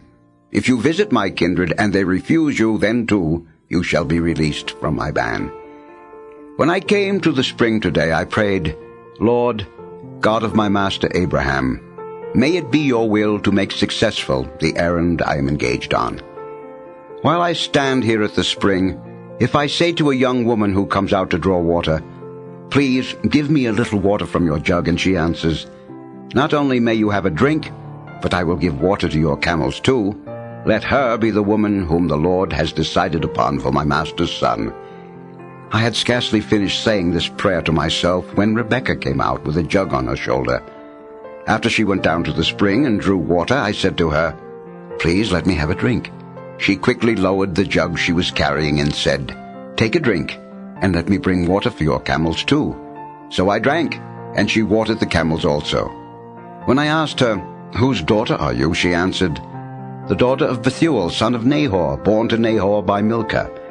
So I put the ring on her nose and the bracelets on her wrists. Then I bowed down in worship to the Lord, blessing the Lord, the God of my master Abraham, who had led me on the right road to obtain the daughter of my master's kinsman for his son. If therefore you have in mind to show true loyalty to my master, let me know, but if not, let me know that too. I can then proceed accordingly." Laban and his household said in reply, "This thing comes from the Lord. We can say nothing to you either for or against it. Here is Rebekah, ready for you. Take her with you, that she may become the wife of your master's son, as the Lord has said." When Abraham's servant heard their answer, he bowed to the ground before the Lord. Then he brought out objects of silver and gold and articles of clothing and presented them to Rebekah. He also gave costly presents to her brother and mother. After he and the men with him had eaten and drunk, they spent the night there. When they were up the next morning, he said, "Give me leave to return to my master." Her brother and mother replied, "Let the girl stay with us a short while, say 10 days. After that she may go." But he said to them, "Do not detain me. Now that the Lord has made my errand successful, let me go back to my master." They answered, "Let us call the girl and see what she herself has to say about it." So they called Rebekah and asked her, "Do you wish to go with this man?" She answered, "I do." At this they allowed their sister Rebekah and her nurse to take leave, along with Abraham's servant and his men. Invoking a blessing on Rebekah, they said, "Sister, may you grow into thousands of myriads, and may your descendants gain possession of the gates of their enemies." Then Rebekah and her maids started out. They mounted their camels and followed the man. So the servant took Rebekah and went on his way.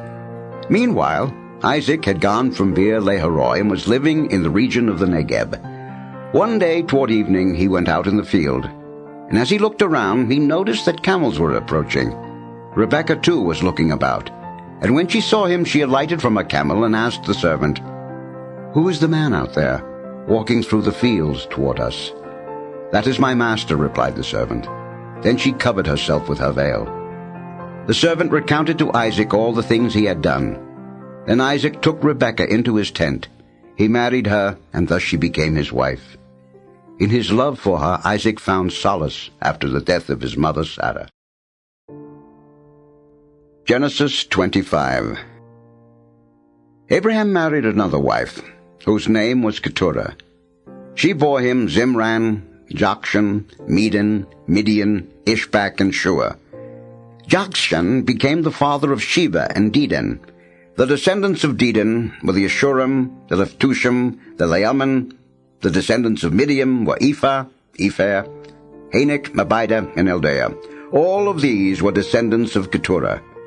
Abraham deeded everything that he owned to his son Isaac. To his sons by concubinage, however, he made grants while he was still living, as he sent them away eastward, to the land of Kedem, away from his son Isaac. The whole span of Abraham's life was 175 years. Then he breathed his last, dying at a ripe old age, grown old after a full life, and he was taken to his kinsmen. His sons Isaac and Ishmael buried him in the cave of Machpelah, in the field of Ephron, son of Zohar the Hittite, which faces Mamre, the field that Abraham had bought from the Hittites. There he was buried next to his wife Sarah. After the death of Abraham, God blessed his son Isaac, who made his home near Beer Lahai-roi. These are the descendants of Abraham's son Ishmael, whom Hagar the Egyptian, Sarah's slave, bore to Abraham. These are the names of Ishmael's sons, listed in the order of their birth. Nebaioth, Ishmael's firstborn, Kedar, Adbeel, Mibsam, Mishma, Duma, Massa, Hadad, Tema, Jetur, Naphish, and Kedemah. These are the sons of Ishmael, their names by their villages and encampments, 12 chieftains as of many tribal groups. The span of Ishmael's life was 137 years. After he had breathed his last and died, he was taken to his kinsmen. The Ishmaelites ranged from Havilah by Shur, which is on the border of Egypt, all the way to Ashur, and each of them pitched camp in opposition to his various kinsmen. This is the family history of Isaac, son of Abraham. Abraham had begotten Isaac. Isaac was 40 years old when he married Rebekah, the daughter of Bethuel the Aramean of Padan Aram, and the sister of Laban the Aramean. Isaac entreated the Lord on behalf of his wife, since she was sterile. The Lord heard his entreaty, and Rebekah became pregnant. But the children in her womb jostled each other so much that she exclaimed, "If this is to be so, what good will it do me?" She went to consult the Lord, and he answered her, "Two nations are in your womb. 2 peoples are quarreling while still within you. But one shall surpass the other, and the older shall serve the younger." When the time of her delivery came, there were twins in her womb. The first to emerge was reddish, and his whole body was like a hairy mantle. So they named him Esau. His brother came out next, gripping Esau's heel, so they named him Jacob. Isaac was 60 years old when they were born. As the boys grew up, Esau became a skillful hunter, a man who lived in the open, whereas Jacob was a simple man who kept to his tents. Isaac preferred Esau because he was fond of game, but Rebekah preferred Jacob. Once when Jacob was cooking a stew, Esau came in from the open famished. He said to Jacob, "Let me gulp down some of that red stuff. I'm starving." That is why he was called Edom. But Jacob replied, "First give me your birthright in exchange for it." "Look," said Esau, "I'm on the point of dying. What good will any birthright do me?" But Jacob insisted, "Swear to me first." So he sold Jacob his birthright under oath. Jacob then gave him some bread and the lentil stew, and Esau ate, drank, got up, and went his way. Esau cared little for his birthright. Genesis 26. There was a famine in the land, distinct from the earlier one that had occurred in the days of Abraham. And Isaac went down to Abimelech, king of the Philistines, in Gerar.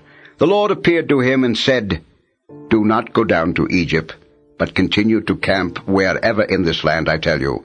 Stay in this land, and I will be with you and bless you. For to you and your descendants I will give all these lands in fulfillment of the oath that I swore to your father Abraham. I will make your descendants as numerous as the stars in the sky, and give them all these lands, and in your descendants all the nations of the earth shall find blessing. This because Abraham obeyed me, keeping my mandate, my commandments, my ordinances, and my instructions." So Isaac settled in Gerar. When the men of the place asked questions about his wife, he answered, "She is my sister." He was afraid if he called her his wife, the men of the place would kill him on account of Rebekah, since she was very beautiful. But when he had been there for a long time, Abimelech, king of the Philistines, happened to look out of a window and was surprised to see Isaac fondling his wife Rebekah. He called for Isaac and said, "She must certainly be your wife. How could you have said she is my sister?" Isaac replied, "I thought I might lose my life on her account." "How could you do this to us?" exclaimed Abimelech. "It would have taken very little for one of the men to lie with your wife, and you would have thus brought guilt upon us." Abimelech therefore gave this warning to all his men, "Anyone who molests this man or his wife shall forthwith be put to death." Isaac sowed a crop in that region and reaped 100-fold the same year. Since the Lord blessed him, he became richer and richer all the time, until he was very wealthy indeed. He acquired such flocks and herds and so many work animals that the Philistines became envious of him. The Philistines had stopped up and filled with dirt all the wells that his father's servants had dug back in the days of his father Abraham. So Abimelech said to Isaac, "Go away from us, you have become far too numerous for us." Isaac left there and made the Wadi Gerar his regular campsite. Isaac reopened the wells which his father's servants had dug back in the days of his father Abraham, and which the Philistines had stopped up after Abraham's death. He gave them the same names that his father had given them. But when Isaac's servants dug in the wadi and reached spring water in their well, the shepherds of Gerar quarreled with Isaac's servants, saying, "The water belongs to us."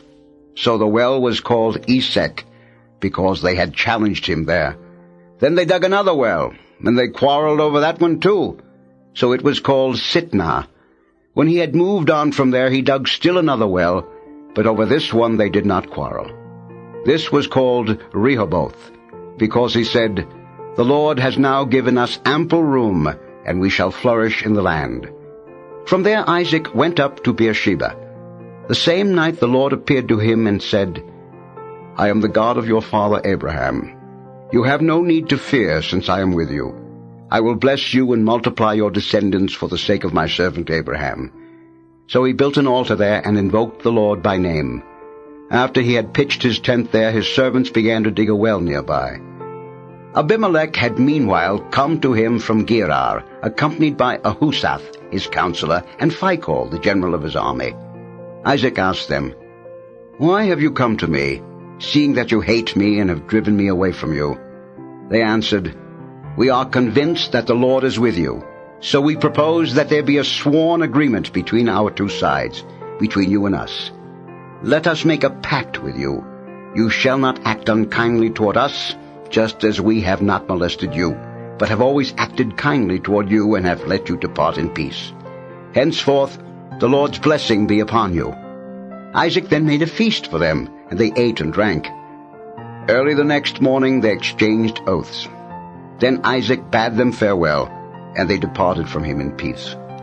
That same day Isaac's servants came and brought him news about the well they had been digging. They told him, "We have reached water." He called it Sheba, hence the name of the city, Beersheba, to this day. When Esau was 40 years old, he married Judith, daughter of Beeri the Hittite, and Basemath, daughter of Elon the Hivite. But they became a source of embitterment to Isaac and Rebekah. Genesis 27. When Isaac was so old that his eyesight had failed him, he called his oldest son Esau and said to him, "Son?" "Yes, father," he replied. Isaac then said, "As you can see, I am so old that I may now die at any time. Take your gear, therefore, your quiver and bow, and go out into the country to hunt some game for me. With your catch prepare an appetizing dish for me such as I like, and bring it to me to eat, so that I may give you my special blessing before I die." Rebekah had been listening while Isaac was speaking to his son Esau. So when Esau went out into the country to hunt some game for his father, Rebekah said to her son Jacob, "Listen, I overheard your father tell your brother Esau, 'Bring me some game, and with it prepare an appetizing dish for me to eat, that I may give you my blessing with the Lord's approval before I die.' Now, son, listen carefully to what I tell you. Go to the flock and get me 2 choice kids. With these I will prepare an appetizing dish for your father, such as he likes. Then bring it to your father to eat, that he may bless you before he dies." "But my brother Esau is a hairy man," said Jacob to his mother Rebekah, "and I am smooth-skinned. Suppose my father feels me? He will think I am making sport of him, and I shall bring on myself a curse instead of a blessing." His mother, however, replied, "Let any curse against you, son, fall on me. Just do as I say. Go and get me the kids." So Jacob went and got them, and brought them to his mother, and with them she prepared an appetizing dish, such as his father liked. Rebekah then took the best clothes of her oldest son Esau that she had in the house, and gave them to her younger son Jacob to wear, and with the skins of the kids she covered up his hands and the hairless parts of his neck. Then she handed her son Jacob the appetizing dish and the bread she had prepared. Bringing them to his father, Jacob said, "Father." "Yes," replied Isaac. "Which of my sons are you?" Jacob answered his father, "I am Esau, your firstborn. I did as you told me. Please sit up and eat some of my game, so that you may give me your special blessing." But Isaac asked, "How did you succeed so quickly, son?" He answered, "The Lord your God let things turn out well with me." Isaac then said to Jacob, "Come closer, son, that I may feel you, to learn whether you really are my son Esau or not." So Jacob moved up closer to his father. When Isaac felt him, he said, "Although the voice is Jacob's, the hands are Esau's." He failed to identify him because his hands were hairy, like those of his brother Esau, so in the end he gave him his blessing. Again he asked him, "Are you really my son Esau?" "Certainly," he replied. Then Isaac said, "Serve me your game, son, that I may eat of it and then give you my blessing." Jacob served it to him, and Isaac ate. He brought him wine, and he drank. Finally his father Isaac said to him, "Come closer, son, and kiss me." As Jacob went up and kissed him, Isaac smelled the fragrance of his clothes. With that he blessed him, saying, "Ah, the fragrance of my son is like the fragrance of a field that the Lord has blessed. May God give to you of the dew of the heavens and of the fertility of the earth abundance of grain and wine. Let peoples serve you and nations pay you homage. Be master of your brothers, and may your mother's sons bow down to you. Cursed be those who curse you, and blessed be those who bless you." Jacob had scarcely left his father, just after Isaac had finished blessing him, when his brother Esau came back from his hunt. Then he too prepared an appetizing dish with his game, and bringing it to his father he said, "Please, father, eat some of your son's game, that you may then give me your special blessing." "Who are you?" his father Isaac asked him. "I am Esau," he replied, "your firstborn son." With that Isaac was seized with a fit of uncontrollable trembling. "Who was it then," he asked, "that hunted game and brought it to me? I finished eating it just before you came, and I blessed him. Now he must remain blessed." On hearing his father's words, Esau burst into loud, bitter sobbing. "Father, bless me too," he begged. When Isaac explained, "Your brother came here by a ruse and carried off your blessing," Esau exclaimed, "He has been well named Jacob. He has now supplanted me twice. First he took away my birthright, and now he has taken away my blessing." Then he pleaded, "Haven't you saved a blessing for me?" Isaac replied, "I have already appointed him your master, and I have assigned to him all his kinsmen as his slaves. Besides, I have enriched him with grain and wine. What then can I do for you, son?" But Esau urged his father, "Have you only that one blessing? Father, bless me too." Isaac, however, made no reply, and Esau wept aloud. Finally Isaac spoke again and said to him, "Ah, far from the fertile earth shall be your dwelling, far from the dew of the heavens above. By your sword you shall live, and your brother you shall serve. But when you become restive, you shall throw off his yoke from your neck." Esau bore Jacob a grudge because of the blessing his father had given him. He said to himself, "When the time of mourning for my father comes, I will kill my brother Jacob." When Rebekah got news of what her oldest son Esau had in mind, she called her younger son Jacob and said to him, "Listen, your brother Esau intends to settle accounts with you by killing you. Therefore, son, do what I tell you. Flee at once to my brother Laban in Haran, and stay with him a while until your brother's fury subsides, until your brother's anger against you subsides, and he forgets what you did to him. Then I will send for you and bring you back. Must I lose both of you in a single day?" Rebekah said to Isaac, "I am disgusted with life because of the Hittite women. If Jacob should also marry a Hittite woman, a native of the land, like these women, what good would life be to me?" Genesis 28. Isaac therefore called Jacob, greeted him with a blessing, and charged him, "You shall not marry a Canaanite woman. Go now to Padan Aram, to the home of your mother's father Bethuel, and there choose a wife for yourself from among the daughters of your uncle Laban. May God Almighty bless you and make you fertile. Multiply you, that you may become an assembly of peoples. May he extend to you and your descendants the blessing he gave to Abraham, so that you may gain possession of the land where you are staying, which he assigned to Abraham." Then Isaac sent Jacob on his way. He went to Padan Aram, to Laban, son of Bethuel the Aramean, and brother of Rebekah, the mother of Jacob and Esau.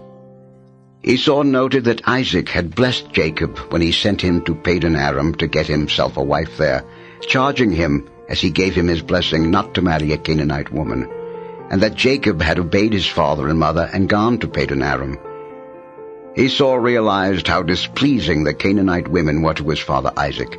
So he went to Ishmael, and in addition to the wives he had, married Mahaleth, the daughter of Abraham's son Ishmael, and sister of Nebaioth. Jacob departed from Beersheba and proceeded toward Haran. When he came upon a certain shrine, as the sun had already set, he stopped there for the night. Taking one of the stones at the shrine, he put it under his head and lay down to sleep at that spot. Then he had a dream. A stairway rested on the ground, with its top reaching to the heavens, and God's messengers were going up and down on it. And there was the Lord standing beside him and saying, "I, the Lord, am the God of your forefather Abraham, and the God of Isaac. The land on which you are lying I will give to you and your descendants. These shall be as plentiful as the dust of the earth, and through them you shall spread out east and west, north and south. In you and your descendants all the nations of the earth shall find blessing. Know that I am with you. I will protect you wherever you go, and bring you back to this land. I will never leave you until I have done what I promised you." When Jacob awoke from his sleep, he exclaimed, "Truly, the Lord is in this spot, although I did not know it." In solemn wonder he cried out, "How awesome is this shrine! This is nothing else but an abode of God, and that is the gateway to heaven." Early the next morning, Jacob took the stone that he had put under his head, set it up as a memorial stone, and poured oil on top of it. He called that site Bethel, whereas the former name of the town had been Luz. Jacob then made this vow, "If God remains with me to protect me on this journey I am making, and to give me enough bread to eat and clothing to wear, and I come back safe to my father's house, the Lord shall be my God. This stone that I have set up as a memorial stone shall be God's abode. Of everything you give me, I will faithfully return a 10th part to you." Genesis 29. After Jacob resumed his journey, he came to the land of the Easterners. Looking about, he saw a well in the open country with 3 droves of sheep huddled near it, for droves were watered from that well. A large stone covered the mouth of the well. Only when all the shepherds were assembled there could they roll the stone away from the mouth of the well and water the flocks. Then they would put the stone back again over the mouth of the well. Jacob said to them, "Friends, where are you from?" "We are from Haran," they replied. Then he asked them, "Do you know Laban, son of Nahor?" "We do," they answered. He inquired further, "Is he well?" "He is," they answered, "and here comes his daughter, Rachel, with his flock." Then he said, "There is still much daylight left. It is hardly the time to bring the animals home. Why don't you water the flocks now, and then continue pasturing them?" "We cannot," they replied, "until all the shepherds are here to roll the stone away from the mouth of the well. Only then can we water the flocks." While he was still talking with them, Rachel arrived with her father's sheep. She was the one who tended them. As soon as Jacob saw Rachel, the daughter of his uncle Laban, with the sheep of his uncle Laban, he went up, rolled the stone away from the mouth of the well, and watered his uncle's sheep. Then Jacob kissed Rachel and burst into tears. He told her that he was her father's relative, Rebekah's son, and she ran to tell her father. When Laban heard the news about his sister's son Jacob, he hurried out to meet him. After embracing and kissing him, he brought him to his house. Jacob then recounted to Laban all that had happened, and Laban said to him, "You are indeed my flesh and blood." After Jacob had stayed with him a full month, Laban said to him, "Should you serve me for nothing just because you are a relative of mine? Tell me what your wages should be." Now Laban had 2 daughters. The older was called Leah, the younger Rachel. Leah had lovely eyes, but Rachel was well-formed and beautiful. Since Jacob had fallen in love with Rachel, he answered Laban, "I will serve you 7 years for your younger daughter Rachel." Laban replied, "I prefer to give her to you rather than to an outsider. Stay with me." So Jacob served 7 years for Rachel, yet they seemed to him but a few days because of his love for her. Then Jacob said to Laban, "Give me my wife, that I may consummate my marriage with her, for my term is now completed." So Laban invited all the local inhabitants and gave a feast. At nightfall he took his daughter Leah and brought her to Jacob, and Jacob consummated the marriage with her. Laban assigned his slave girl Zilpah to his daughter Leah as her maidservant. In the morning Jacob was amazed. It was Leah. So he cried out to Laban, "How could you do this to me? Was it not for Rachel that I served you? Why did you dupe me?" "It is not the custom in our country," Laban replied, "to marry off a younger daughter before an older one. Finish the bridal week for this one, and then I will give you the other 2, in return for another 7 years of service with me." Jacob agreed. He finished the bridal week for Leah, and then Laban gave him his daughter Rachel in marriage. Laban assigned his slave girl Bilhah to his daughter Rachel as a maidservant. Jacob then consummated his marriage with Rachel also, and he loved her more than Leah. Thus he remained in Laban's service another 7 years. When the Lord saw that Leah was unloved, he made her fruitful, while Rachel remained barren. Leah conceived and bore a son, and she named him Reuben, for she said, "It means the Lord saw my misery, now my husband will love me." She conceived again, and bore a son, and said, "It means the Lord heard that I was unloved, and therefore he has given me this one also." So she named him Simeon. Again she conceived and bore a son, and she said, "Now at last my husband will become attached to me, since I have now borne him 3 sons, and that is why she named him Levi." Once more she conceived and bore a son, and she said, "This time I will give grateful praise to the Lord." Therefore she named him Judah. Then she stopped bearing children. Genesis 30. When Rachel saw that she failed to bear children to Jacob, she became envious of her sister. She said to Jacob, "Give me children, or I shall die." In anger Jacob retorted, "Can I take the place of God, who has denied you the fruit of the womb?" She replied, "Here is my maidservant Bilhah. Have intercourse with her, and let her give birth on my knees, so that I too may have offspring, at least through her." So she gave him her maidservant Bilhah as a consort, and Jacob had intercourse with her. When Bilhah conceived and bore a son, Rachel said, "God has vindicated me. Indeed, he has heeded my plea and given me a son." Therefore she named him Dan. Rachel's maidservant Bilhah conceived again and bore a second son. And Rachel said, "I engaged in a fateful struggle with my sister, and I prevailed." So she named him Naphtali. When Leah saw that she had ceased to bear children, she gave her maidservant Zilpah to Jacob as a consort. So Jacob had intercourse with Zilpah, and she conceived and bore a son. Leah then said, "What good luck!" So she named him Gad. Then Leah's maidservant Zilpah bore a second son to Jacob, and Leah said, "What good fortune!" meaning, "Women call me fortunate." So she named him Asher. One day, during the wheat harvest, when Reuben was out in the field, he came upon some mandrakes which he brought home to his mother Leah. Rachel asked Leah, "Please let me have some of your son's mandrakes." Leah replied, "Was it not enough for you to take away my husband, that you must now take my son's mandrakes too?" "Very well then," Rachel answered. "In exchange for your son's mandrakes, Jacob may lie with you tonight." That evening, when Jacob came home from the fields, Leah went out to meet him. "You are now to come in with me," she told him, "because I have paid for you with my son's mandrakes."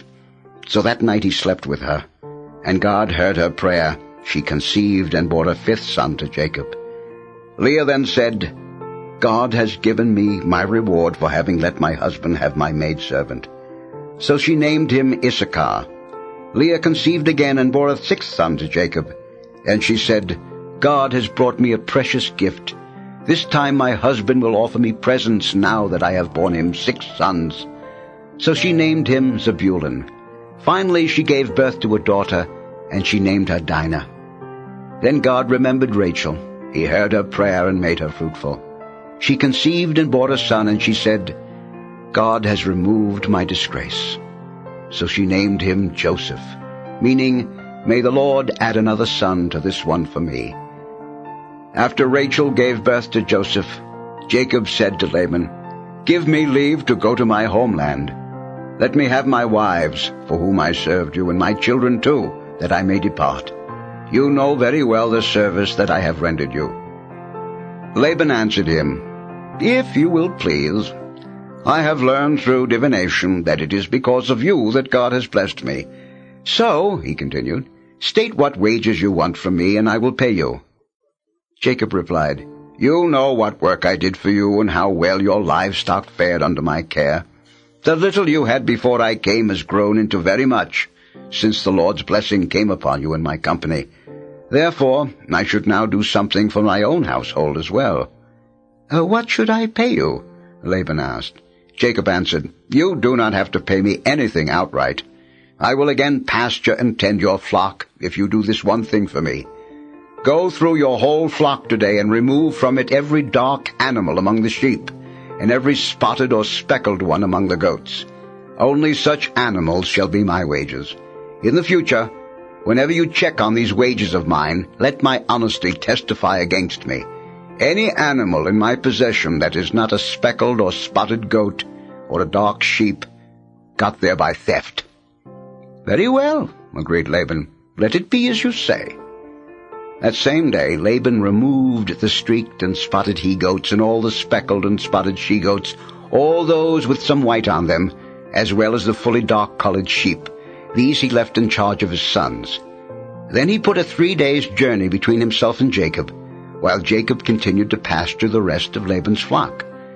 Jacob, however, got some fresh shoots of poplar, almond, and plane trees, and he made white stripes in them by peeling off the bark down to the white core of the shoots. The rods that he had thus peeled he then set upright in the watering troughs, so that they would be in front of the animals that drank from the troughs. When the animals were in heat as they came to drink, the goats mated by the rods, and so they brought forth streaked, speckled, and spotted kids.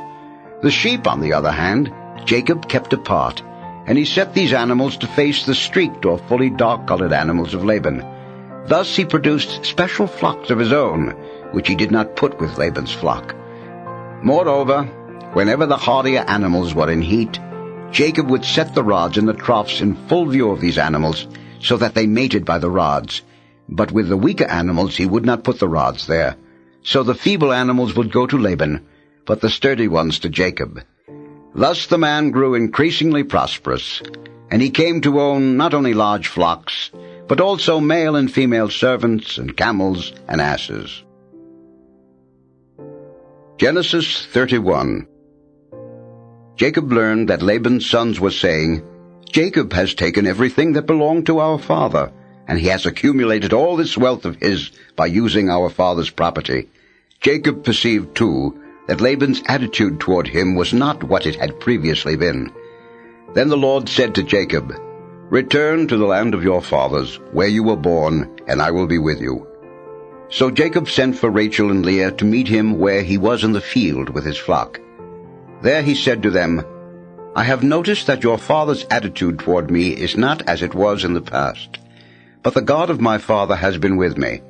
You well know what effort I put into serving your father, yet your father cheated me and changed my wages time after time. God, however, did not let him do me any harm. Whenever your father said, The speckled animals shall be your wages, the entire flock would bear speckled young. Whenever he said, The streaked animals shall be your wages, the entire flock would bear streaked young. Thus God reclaimed your father's livestock and gave it to me. Once in the breeding season I had a dream in which I saw mating he-goats that were streaked, speckled, and mottled. In the dream God's messenger called to me, "Jacob." "Here," I replied. Then he said, "Note well, all the he-goats in the flock as they mate are streaked, speckled, and mottled, for I have seen all the things that Laban has been doing to you. I am the God who appeared to you in Bethel, where you anointed a memorial stone and made a vow to me. Up then, leave this land and return to the land of your birth." Rachel and Leah answered him, "Have we still an heir's portion in our father's house? Are we not regarded by him as outsiders? He not only sold us, he has even used up the money that he got for us. All the wealth that God reclaimed from our father really belongs to us and our children. Therefore, do just as God has told you." Jacob proceeded to put his children and wives on camels, and he drove off with all his livestock and all the property he had acquired in Padan Aram to go to his father Isaac in the land of Canaan. Now Laban had gone away to shear his sheep, and Rachel had meanwhile appropriated her father's household idols. Jacob had hoodwinked Laban the Aramean by not telling him of his intended flight. Thus he made his escape with all that he had. Once he was across the Euphrates, he headed for the highlands of Gilead. On the third day word came to Laban that Jacob had fled. Taking his kinsman with him, he pursued him for 7 days until he caught up with him in the hill country of Gilead. But that night God appeared to Laban the Aramean in a dream and warned him, "Take care not to threaten Jacob with any harm." When Laban overtook Jacob, Jacob's tents were pitched in the highlands. Laban also pitched his tents there on Mount Gilead. "What do you mean," Laban demanded of Jacob, "by hoodwinking me and carrying off my daughters like war captives? Why did you dupe me by stealing away secretly? You should have told me, and I would have sent you off with merry singing to the sound of tambourines and harps. You did not even allow me a parting kiss to my daughters and grandchildren. What you have now done is a senseless thing. I have it in my power to harm all of you. But last night the God of your father said to me, 'Take care not to threaten Jacob with any harm.' Granted that you had to leave because you were desperately homesick for your father's house, why did you steal my gods?" "I was frightened," Jacob replied to Laban, "at the thought that you might take your daughters away from me by force. But as for your gods, the one you find them with shall not remain alive. If, with my kinsman looking on, you identify anything here as belonging to you, take it." Jacob, of course, had no idea that Rachel had stolen the idols. Laban then went in and searched Jacob's tent and Leah's tent, as well as the tents of the 2 maidservants, but he did not find the idols. Leaving Leah's tent, he went into Rachel's. Now Rachel had taken the idols, put them inside a camel cushion, and seated herself upon them.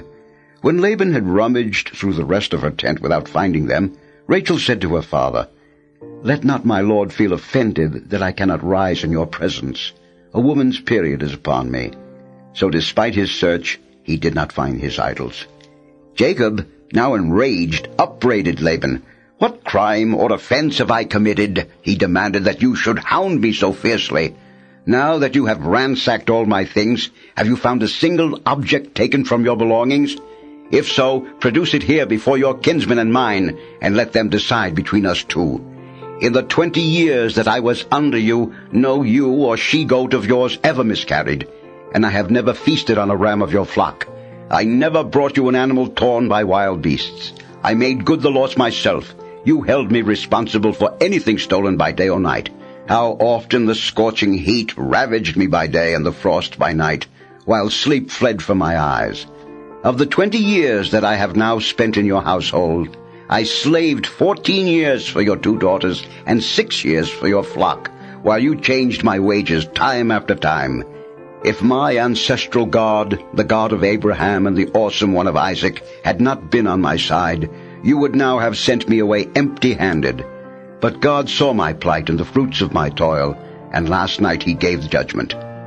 Laban replied to Jacob, "The women are mine, their children are mine, and the flocks are mine. Everything you see belongs to me. But since these women are my daughters, I will now do something for them and for the children they have borne. Come then, we will make a pact, you and I. The Lord shall be a witness between us." Then Jacob took a stone and set it up as a memorial stone. Jacob said to his kinsmen, "Gather some stones."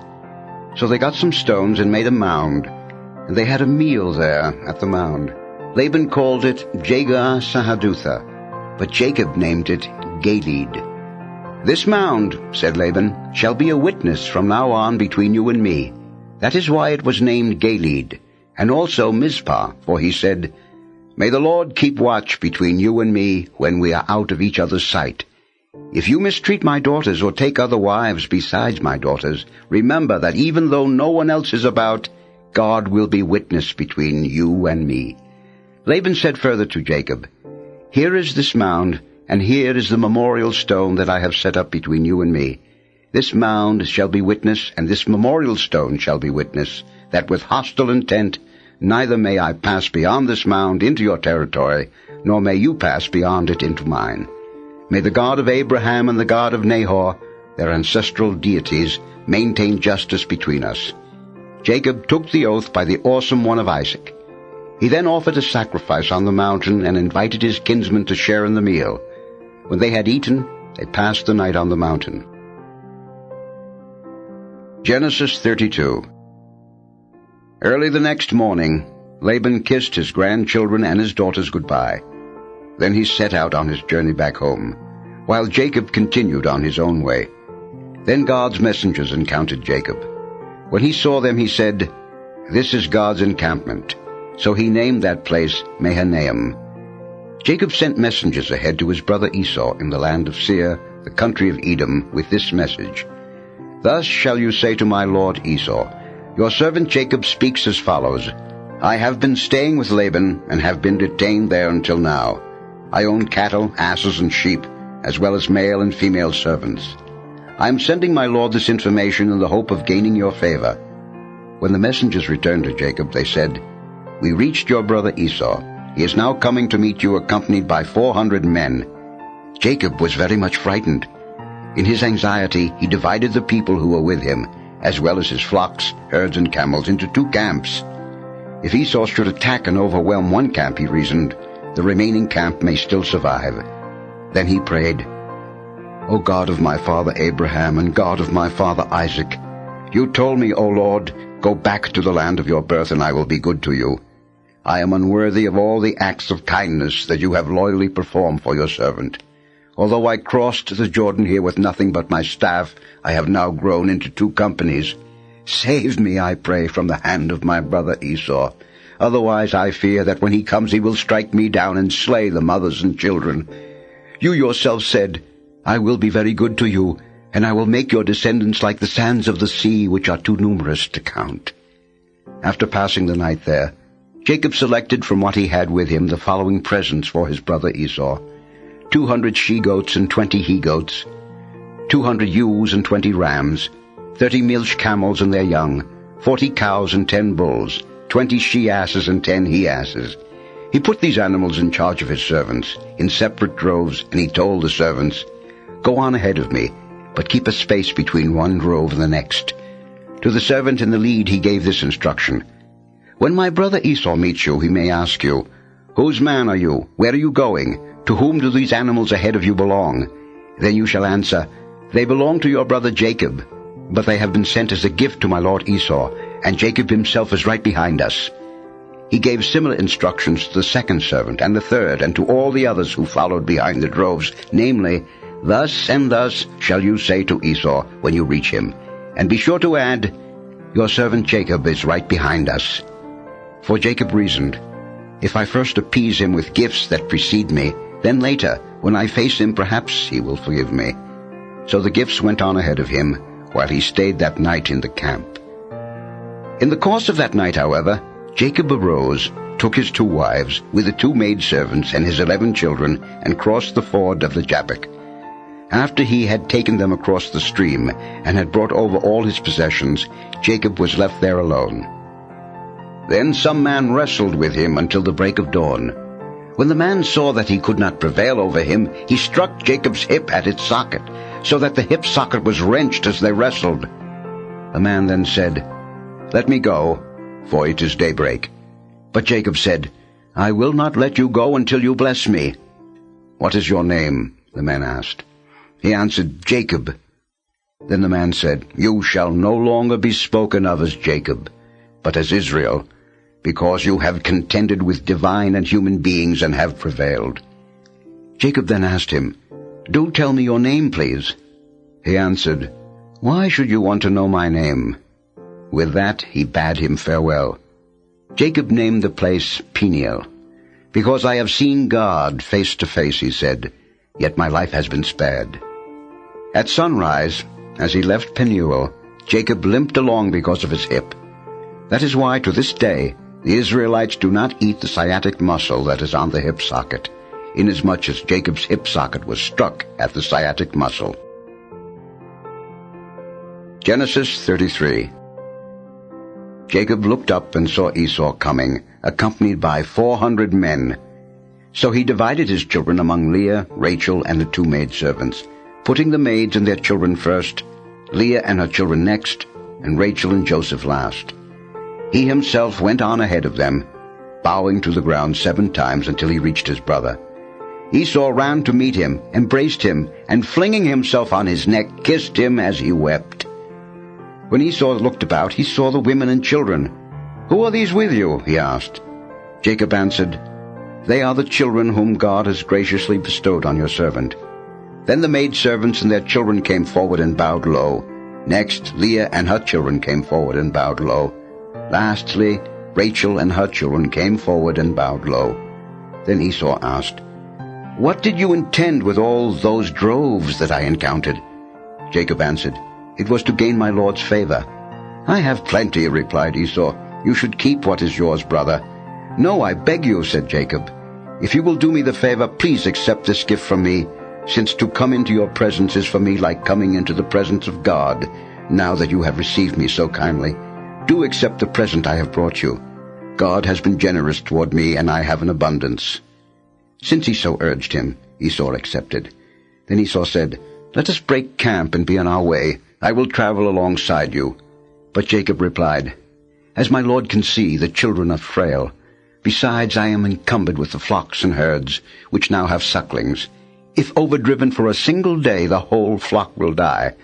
Let my Lord then go on ahead of me, while I proceed more slowly at the pace of the livestock before me and at the pace of my children, until I join my Lord in Seir." Esau replied, "Let me at least put at your disposal some of the men who are with me." But Jacob said, "For what reason? Please indulge me in this, my lord." So on the same day that Esau began his journey back to Seir, Jacob journeyed to Succoth. There he built a home for himself and made booths for his livestock. That is why the place was called Succoth. Having thus come from Padan Aram, Jacob arrived safely at the city of Shechem, which is in the land of Canaan, and he encamped in sight of the city.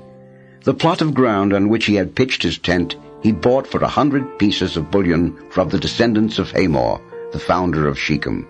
He set up a memorial stone there and invoked El, the God of Israel.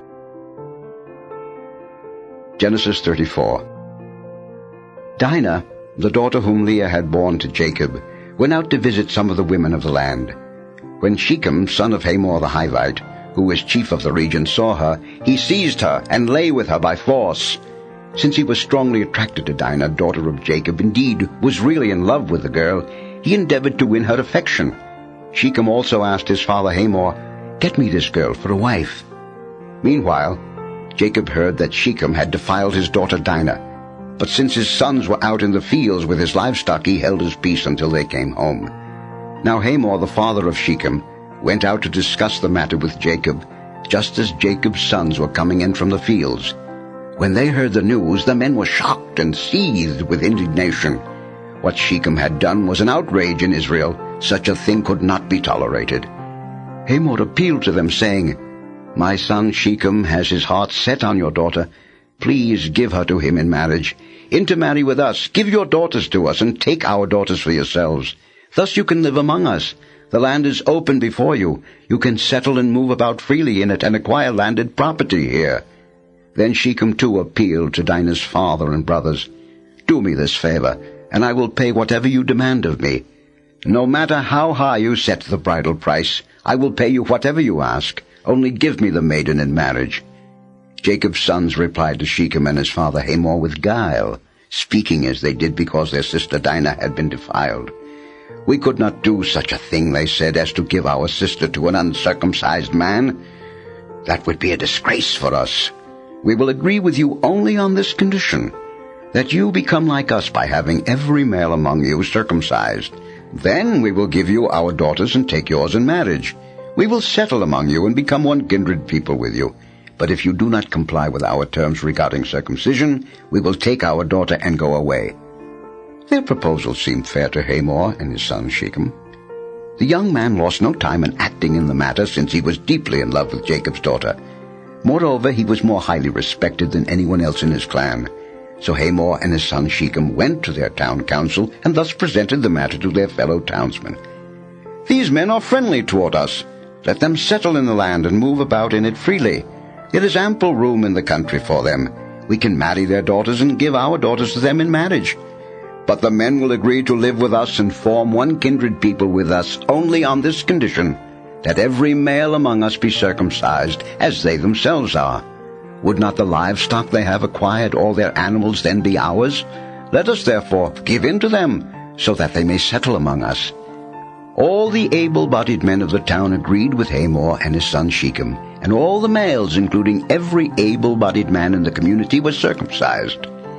On the third day, while they were still in pain, Dinah's full brothers Simeon and Levi, two of Jacob's sons, took their swords, advanced against the city without any trouble, and massacred all the males. After they had put Hamor and his son Shechem to the sword, they took Dinah from Shechem's house and left.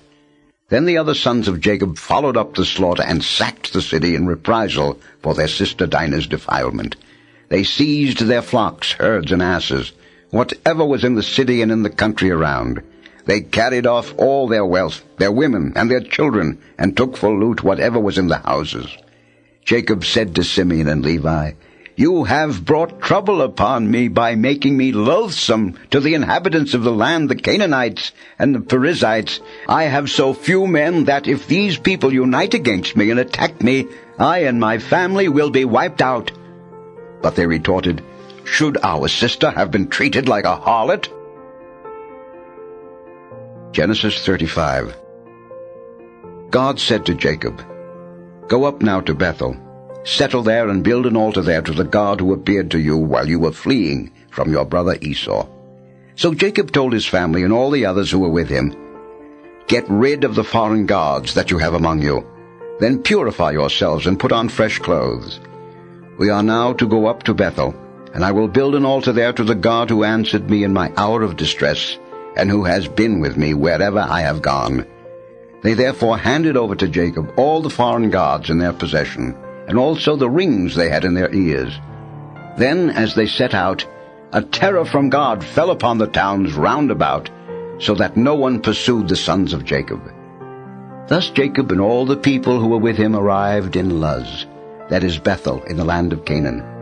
There he built an altar and named the place Bethel, for it was there that God had revealed himself to him when he was fleeing from his brother. Death came to Rebekah's nurse Deborah, and she was buried under the oak below Bethel, and so it was called Alenbekuth. On Jacob's arrival from Padan Aram, God appeared to him again and blessed him. God said to him, "You, whose name is Jacob, shall no longer be called Jacob, but Israel shall be your name." Thus he was named Israel. God also said to him, "I am God Almighty. Be fruitful and multiply. A nation, indeed an assembly of nations, shall stem from you, and kings shall issue from your loins. The land I once gave to Abraham and Isaac, I now give to you, and to your descendants after you will I give this land." Then God departed from him. On the site where God had spoken with him, Jacob set up a memorial stone, and upon it he made a libation and poured out oil. Jacob named the site Bethel, because God had spoken with him there. Then they departed from Bethel, but while they still had some distance to go on the way to Ephrath, Rachel began to be in labor and to suffer great distress. When her pangs were most severe, her midwife said to her, "Have no fear, this time too you have a son." With her last breath, for she was at the point of death, she called him Benoni. His father, however, named him Benjamin. Thus Rachel died, and she was buried on the road to Ephrath, that is Bethlehem. Jacob set up a memorial stone on her grave, and the same monument marks Rachel's grave to this day. Israel moved on and pitched his tent beyond Migdal-Eder. While Israel was encamped in that region, Reuben went and lay with Bilhah, his father's concubine. When Israel heard of it, he was greatly offended. The sons of Jacob were now 12. The sons of Leah, Reuben, Jacob's firstborn, Simeon, Levi, Judah, Issachar, and Zebulun. The sons of Rachel, Joseph and Benjamin. The sons of Rachel's maid Bilhah, Dan and Naphtali. The sons of Leah's maid Zilpah, Gad and Asher. These are the sons of Jacob who were born to him in Padan Aram. Jacob went home to his father Isaac at Mamre, in Kiriath Arba, that is Hebron, where Abraham and Isaac had stayed. The lifetime of Isaac was 180 years. Then he breathed his last. After a full life, he died as an old man and was taken to his kinsmen. His sons Esau and Jacob buried him. Genesis 36. These are the descendants of Esau, that is Edom. Esau took his wives from among the Canaanite women: Adah, daughter of Elon the Hittite; Aholibamah, granddaughter through Anah of Zibeon the Hivite; and Basemath, daughter of Ishmael and sister of Nebaioth. Adah bore Eliphaz to Esau. Basemath bore Reuel, and Aholibamah bore Jeush, Jalem, and Korah. These are the sons of Esau who were born to him in the land of Canaan. Esau took his wives, his sons, his daughters, and all the members of his household, as well as his livestock comprising various animals, and all the property he had acquired in the land of Canaan, and went to the land of Seir, out of the way of his brother Jacob. Their possessions had become too great for them to dwell together, and the land in which they were staying could not support them because of their livestock. So Esau settled in the highlands of Seir. Esau is Edom. These are the descendants of Esau, ancestor of the Edomites in the highlands of Seir. These are the names of Esau's sons: Eliphaz, son of Esau's wife Adah, and Reuel, son of Esau's wife Basemath. The sons of Eliphaz were Teman, Omar, Zepho, Gatam, and Kenaz. Esau's son Eliphaz had a concubine Timnah, and she bore Amalek to Eliphaz. These are the descendants of Esau's wife Adah. The sons of Reuel were Nahath, Zerah, Shammah, and Mizah. These are the descendants of Esau's wife Basemath. The descendants of Esau's wife Aholibamah, granddaughter through Anah of Zibeon, whom she bore to Esau, were Jeush, Jalem, and Korah. The following are the clans of Esau's descendants. The descendants of Eliphaz, Esau's firstborn, the clans of Teman, Omar, Zepho, Kenaz, Korah, Gatam, and Amalek. These are the clans of Eliphaz in the land of Edom. These are descended from Adah. The descendants of Esau's son Reuel, the clans of Nahath, Zerah, Shammah, and Mizah. These are the clans of Reuel in the land of Edom. They are descended from Esau's wife Basemath. The descendants of Esau's wife Aholibamah, the clans of Jeush, Jalem, and Korah. These are the clans of Esau's wife Aholibamah, daughter of Anah. Such are the descendants of Esau, that is Edom, according to their clans. The following are the descendants of Seir the Horite, the original settlers in the land: Lotan, Shobal, Zibeon, Anah, Dishan, Ezer, and Dishan. They are the Horite clans, descended from Seir in the land of Edom. Lotan's descendants were Hori and Heman, and Lotan's sister was Timnah. Shobal's descendants were Alvan, Mahanath, Ebal, Shepho, and Onam. Zibeon's descendants were Aiah and Anah. He is the Anah who found water in the desert while he was pasturing the asses of his father Zibeon. The descendants of Anah were Dishan and Aholibamah, daughter of Anah. The descendants of Dishan were Hemdan, Eshban, Ithran, and Kiran. The descendants of Ezer were Bilhan, Zaavan, and Achan. The descendants of Dishan were Uz and Aran. These are the Horite clans, the clans of Lotan, Shobal, Zibeon, Anah, Dishan, Ezer, and Dishan. They were the clans of the Horites, clan by clan, in the land of Seir. The following are the kings who reigned in the land of Edom before any king reigned over the Israelites: Bela, son of Beor, became king in Edom. The name of his city was Dihabah. When Bela died, Jobab, son of Zerah, from Bozrah, succeeded him as king. When Jobab died, Husham from the land of the Temanites succeeded him as king. He defeated the Midianites in the country of Moab. The name of his city was Avith. When Husham died, Hadad, son of Bedad, succeeded him as king. When Hadad died, Samlah from Masrekah succeeded him as king. When Samlah died, Shaul from Rehoboth on the river succeeded him as king. When Shaul died, Baal-Hanan, son of Akbor, succeeded him as king. When Baal-Hanan died, Hadar succeeded him as king. The name of his city was Peu. His wife's name was Mehetabel. She was the daughter of Matred, son of Mesahab. The following are the names of the clans of Esau individually according to their subdivisions and localities.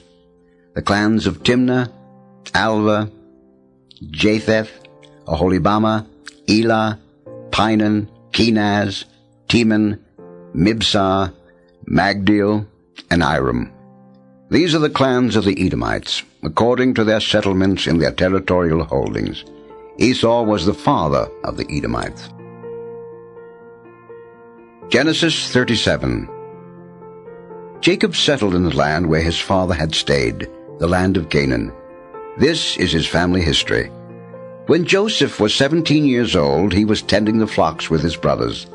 He was an assistant to the sons of his father's wives, Bilhah and Zilpah, and he brought his father bad reports about them. Israel loved Joseph best of all his sons, for he was the child of his old age, and he had made him a long tunic. When his brothers saw that their father loved him best of all his sons, they hated him so much that they would not even greet him. Once Joseph had a dream, which he told to his brothers. "Listen to this dream I had. There we were, binding sheaves in the field, when suddenly my sheaf rose to an upright position, and your sheaves formed a ring around my sheaf and bowed down to it." "Are you really going to make yourself king over us?" his brothers asked him, "or impose your rule on us?" So they hated him all the more because of his talk about his dreams.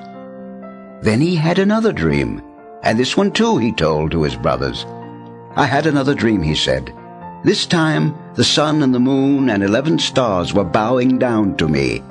When he also told it to his father reproved him. "What is the meaning of this dream of yours?" he asked. "Can it be that I and your mother and your brothers are to come and bow to the ground before you?" So his brothers were wrought up against him, but his father pondered the matter. One day, when his brothers had gone to pasture their father's flocks at Shechem, Israel said to Joseph, "Your brothers, you know, are tending our flocks at Shechem. Get ready. I will send you to them." "I am ready," Joseph answered. "Go then," he replied. "See if all is well with your brothers and the flocks, and bring back word." So he sent him off from the valley of Hebron. When Joseph reached Shechem, a man met him as he was wandering about in the fields. "What are you looking for?" the man asked him. "I am looking for my brothers," he answered. "Could you please tell me where they are tending the flocks?" The man told him, "They have moved on from here. In fact, I heard them say, 'Let us go on to Dothan.'" So Joseph went after his brothers and caught up with them in Dothan.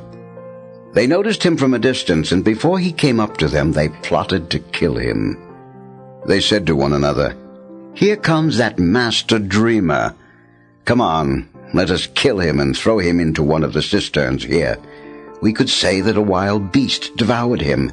We shall then see what comes of his dreams." When Reuben heard this, he tried to save him from their hands, saying, "We must not take his life." Instead of shedding blood, he continued, "Just throw him into that cistern there in the desert, but don't kill him outright." His purpose was to rescue him from their hands and restore him to his father. So when Joseph came up to them, they stripped him of the long tunic he had on. Then they took him and threw him into the cistern, which was empty and dry. Then they sat down to their meal. Looking up, they saw a caravan of Ishmaelites coming from Gilead, their camels laden with gum, balm, and resin to be taken down to Egypt. Judah said to his brothers, What is to be gained by killing our brother and concealing his blood? Rather, let us sell him to these Ishmaelites instead of doing away with him ourselves. After all, he is our brother, our own flesh." His brothers agreed. They sold Joseph to the Ishmaelites for 20 pieces of silver. Some Midianite traders passed by, and they pulled Joseph up out of the cistern and took him to Egypt. When Reuben went back to the cistern and saw that Joseph was not in it, he tore his clothes, and returning to his brothers, he exclaimed, "The boy is gone, and where can I turn?" They took Joseph's tunic, and after slaughtering a goat, dipped the tunic in its blood. Then they sent someone to bring the long tunic to their father with the message, "We found this. See whether it is your son's tunic or not." He recognized it and exclaimed, "My son's tunic! A wild beast has devoured him. Joseph has been torn to pieces." Then Jacob rent his clothes, put sackcloth on his loins, and mourned his son many days. Though his sons and daughters tried to console him, he refused all consolation, saying, "No, I will go down mourning to my son in the netherworld." Thus did his father lament him. The Midianites, meanwhile, sold Joseph in Egypt to Potiphar, a courtier of Pharaoh and his chief steward. Genesis 38. About that time Judah parted from his brothers and pitched his tent near a certain Adullamite named Hira. There he met the daughter of a Canaanite named Shua, married her, and had relations with her. She conceived and bore a son, whom she named Again she conceived and bore a son, whom she named Onan. Then she bore still another son, whom she named Shelah. They were in Chezib when he was born. Judah got a wife named Tamar for his firstborn But Judah's firstborn, greatly offended the Lord, so the Lord took his life. Then Judah said to Onan, "Unite with your brother's widow, in fulfillment of your duty as brother-in-law, and thus preserve your brother's line." Onan, however, knew that the descendants would not be counted as his. So whenever he had relations with his brother's widow, he wasted his seed on the ground to avoid contributing offspring for his brother. What he did greatly offended the Lord, and the Lord took his life too. Thereupon Judah said to his daughter-in-law Tamar, "Stay as a widow in your father's house until my son Shelah grows up." For he feared that Shelah also might die like his brothers. So Tamar went to live in her father's house. Years passed, and Judah's wife, the daughter of Shua, died. After Judah completed the period of mourning, he went up to Timnah for the shearing of his sheep, in company with his friend Hira the Adullamite. When Tamar was told that her father-in-law was on his way to Timnah to shear his sheep, she took off her widow's garb, veiled her face by covering herself with a shawl, and sat down at the entrance to Enaim, which is on the way to Timnah, for she was aware that, although Shelah was now grown up, she had not been given to him in marriage. When Judah saw her, he mistook her for a harlot, since she had covered her face. So he went over to her at the roadside, and not realizing that she was his daughter-in-law, he said, "Come, let me have intercourse with you." She replied, "What will you pay me for letting you have intercourse with me?" He answered, "I will send you a kid from the flock." "Very well," she said, "provided you leave a pledge until you send it." Judah asked, "What pledge am I to give to you?" She answered, "Your seal and cord and the staff you carry." So he gave them to her, and had intercourse with her, and she conceived by him. When she went away, she took off her shawl and put on her widow's garb again. Judah sent the kid by his friend the Adullamite to recover the pledge from the woman, but he could not find her. So he asked the men of the place, "Where is the temple prostitute, the one by the roadside in Enaim?" But they answered, "There has never been a temple prostitute here." He went back to Judah and told him, "I could not find her, and besides, the men of the place said there was no temple prostitute there." "Let her keep the things," Judah replied. "Otherwise we shall become a laughingstock. After all, I did send her the kid, even though you were unable to find her." About 3 months later, Judah was told that his daughter-in-law Tamar had played the harlot and was then with child from her harlotry. "Bring her out," cried Judah. "She shall be burned." But as they were bringing her out, she sent word to her father-in-law, "It is by the man to whom these things belong that I am with child. Please verify," she added, "whose seal and cord and whose staff these are." Judah recognized them and said, "She is more in the right than I am, since I did not give her to my son Shelah." But he had no further relations with her. When the time of her delivery came, she was found to have twins in her womb.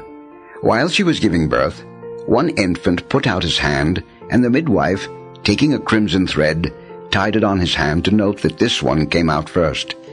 But as he withdrew his hand, his brother came out, and she said, "What a breach you have made for yourself." So he was called Perez. Afterward his brother came out. He was called Zerah. Genesis 39.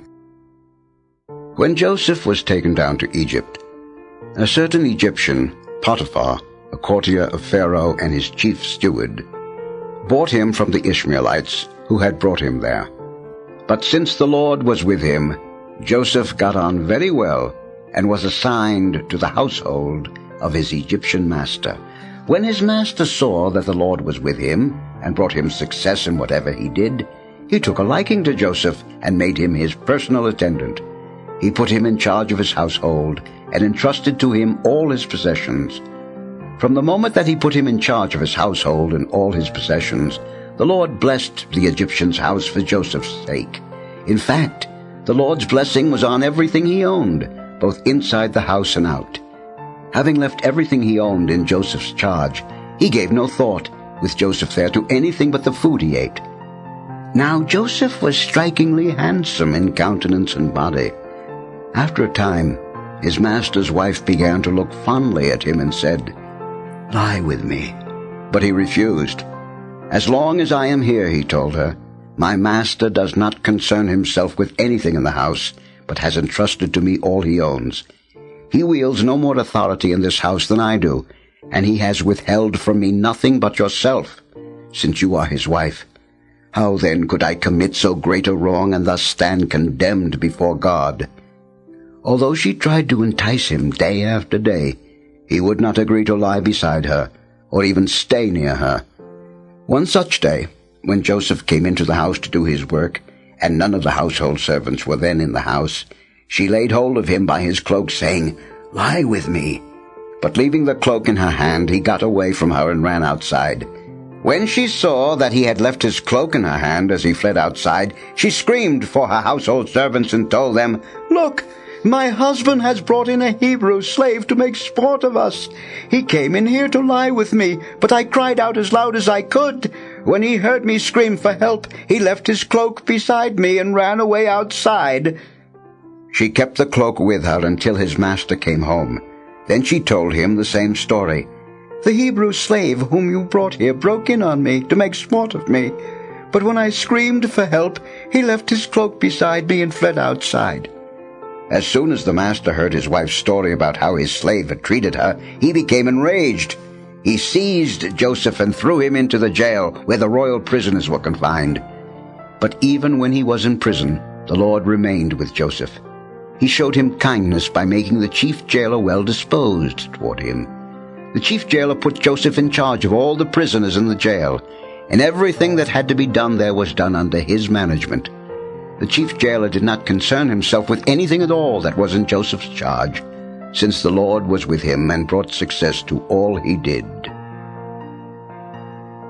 Genesis 40. Sometime afterward, the royal cupbearer and baker gave offense to their lord, the king of Egypt. Pharaoh was angry with his two courtiers, the chief cupbearer and the chief baker, and he put them in custody in the house of the chief steward, the same jail where Joseph was confined. The chief steward assigned Joseph to them, and he became their attendant. After they had been in custody for some time, the cupbearer and the baker of the king of Egypt, who were confined in the jail, both had dreams on the same night, each dream with its own meaning. When Joseph came to them in the morning, he noticed that they looked disturbed. So he asked Pharaoh's courtiers who were with him in custody in his master's house, "Why do you look so sad today?" They answered him, "We have had dreams, but there is no one to interpret them for us." Joseph said to them, Surely interpretations come from God. Please tell the dreams to me." Then the chief cupbearer told Joseph his dream. "In my dream," he said, "I saw a vine in front of me, and on the vine were 3 branches. It had barely budded when its blossoms came out, and its clusters ripened into grapes. Pharaoh's cup was in my hand, so I took the grapes, pressed them out into his cup, and put it in Pharaoh's hand." Joseph said to him, "This is what it means. The 3 branches are 3 days. Within 3 days Pharaoh will lift up your head and restore you to your post. You will be handing Pharaoh his cup as you formerly used to do when you were his cupbearer. So if you will still remember, when all is well with you, that I was here with you, please do me the favor of mentioning me to Pharaoh to get me out of this place. The truth is, I was kidnapped from the land of the Hebrews, and here I have not done anything for which I should have been put into a dungeon." When the chief baker saw that Joseph had given this favorable interpretation, he said to him, "I too had a dream. In it I had 3 wicker baskets on my head. In the top one were all kinds of bakery products for Pharaoh, but the birds were pecking at them out of the basket on my head." Joseph said to him in reply, "This is what it means. The 3 baskets are 3 days. Within 3 days Pharaoh will lift up your head and have you impaled on a stake, and the birds will be pecking the flesh from your body."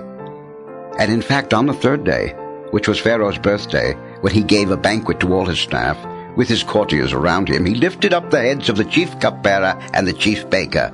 He restored the chief cupbearer to his office, so that he again handed the cup to Pharaoh. But the chief baker he impaled, just as Joseph had told them in his interpretation. Yet the chief cupbearer gave no thought to Joseph. He had forgotten him. Genesis 41. After a lapse of 2 years, Pharaoh had a dream. He saw himself standing by the Nile, when up out of the Nile came 7 cows, handsome and fat. They grazed in the reed grass. Behind them 7 other cows, ugly and gaunt, came up out of the Nile, and standing on the bank of the Nile beside the others, the ugly, gaunt cows ate up the 7 handsome, fat cows. Then Pharaoh woke up. He fell asleep again and had another dream. He saw 7 ears of grain, fat and healthy, growing on a single stalk. Behind them sprouted 7 ears of grain, thin and blasted by the east wind.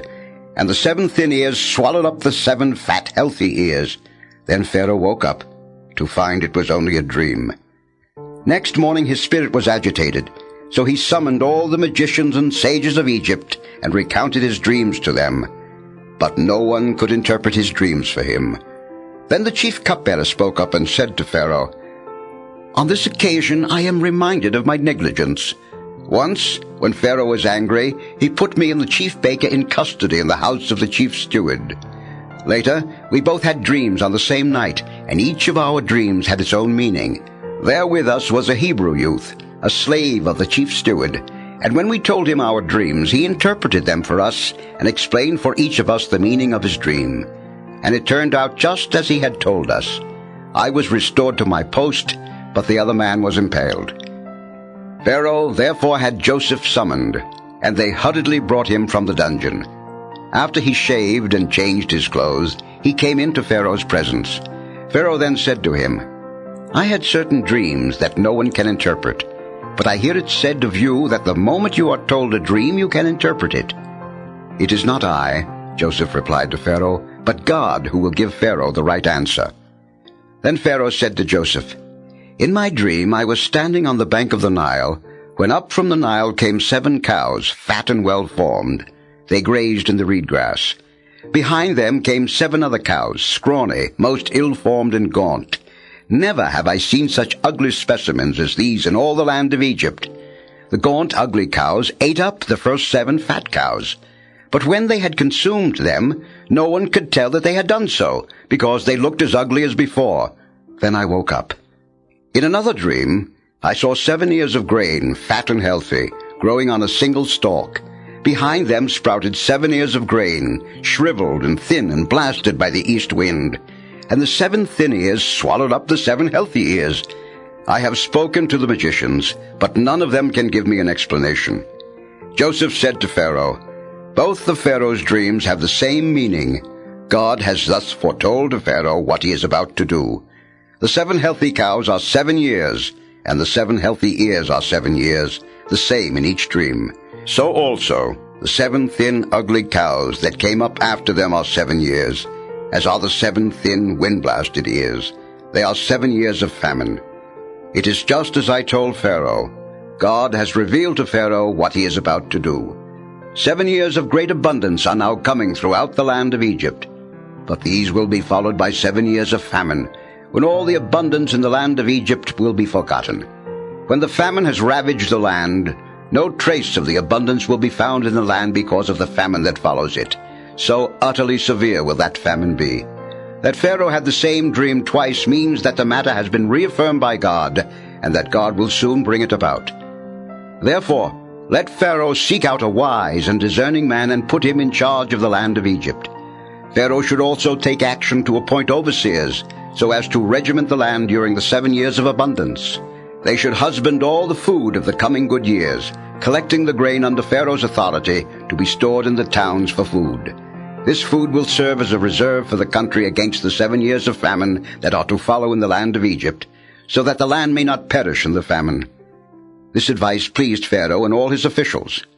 Could we find another like him, Pharaoh asked his officials, a man so endowed with the Spirit of God? So Pharaoh said to Joseph, "Since God has made all this known to you, no one can be as wise and discerning as you are. You shall be in charge of my palace, and all my people shall dart at your command. Only in respect to the throne shall I outrank you. Herewith," Pharaoh told Joseph, "I place you in charge of the whole land of Egypt." With that, Pharaoh took off his signet ring and put it on Joseph's finger. He had him dressed in robes of fine linen and put a gold chain about his neck. He then had him ride in the chariot of his vizier, and they shouted, "Abrek," before him.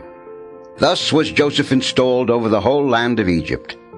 "I, Pharaoh, proclaim," he told Joseph, "that without your approval no one shall move hand or foot in all the land of Egypt." Pharaoh also bestowed the name of Zaphenath-Paneah on Joseph, and he gave him in marriage Asenath, the daughter of Potiphera, priest of Heliopolis. Joseph was 30 years old when he entered the service of Pharaoh, king of Egypt. After Joseph left Pharaoh's presence, he traveled throughout the land of Egypt.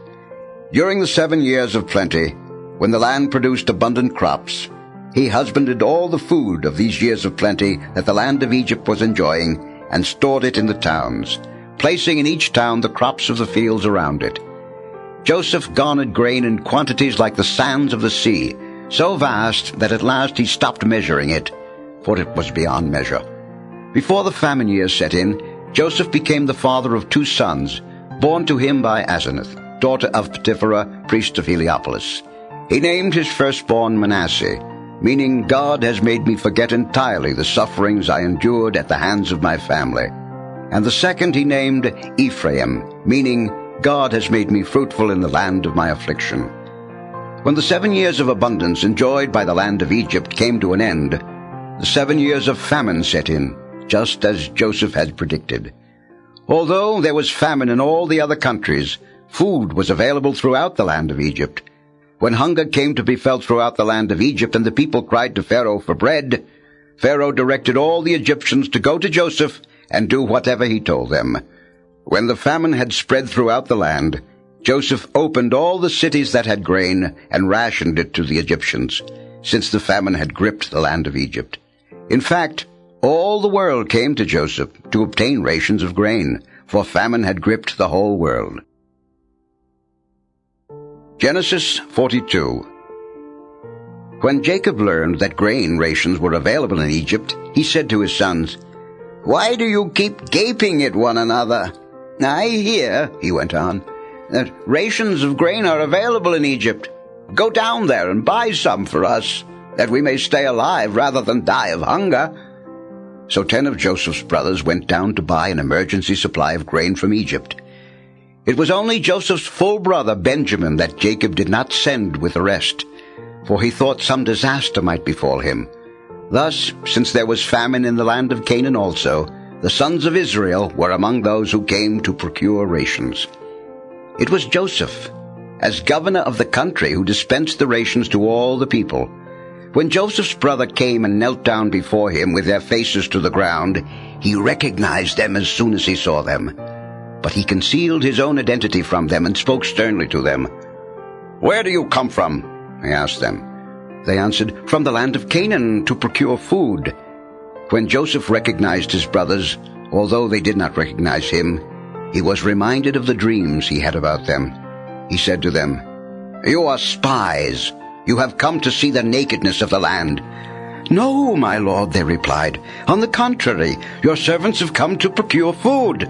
All of us are sons of the same man. We are honest men. Your servants have never been spies."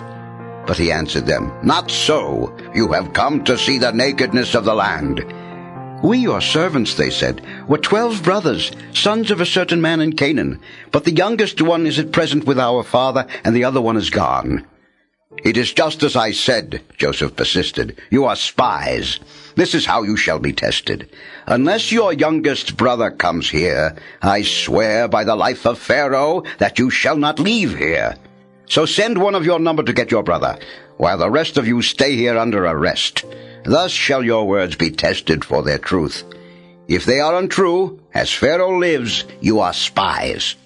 With that, he locked them up in the guardhouse for 3 days. On the 3rd day Joseph said to them, "Do this, and you shall live, for I am a God-fearing man.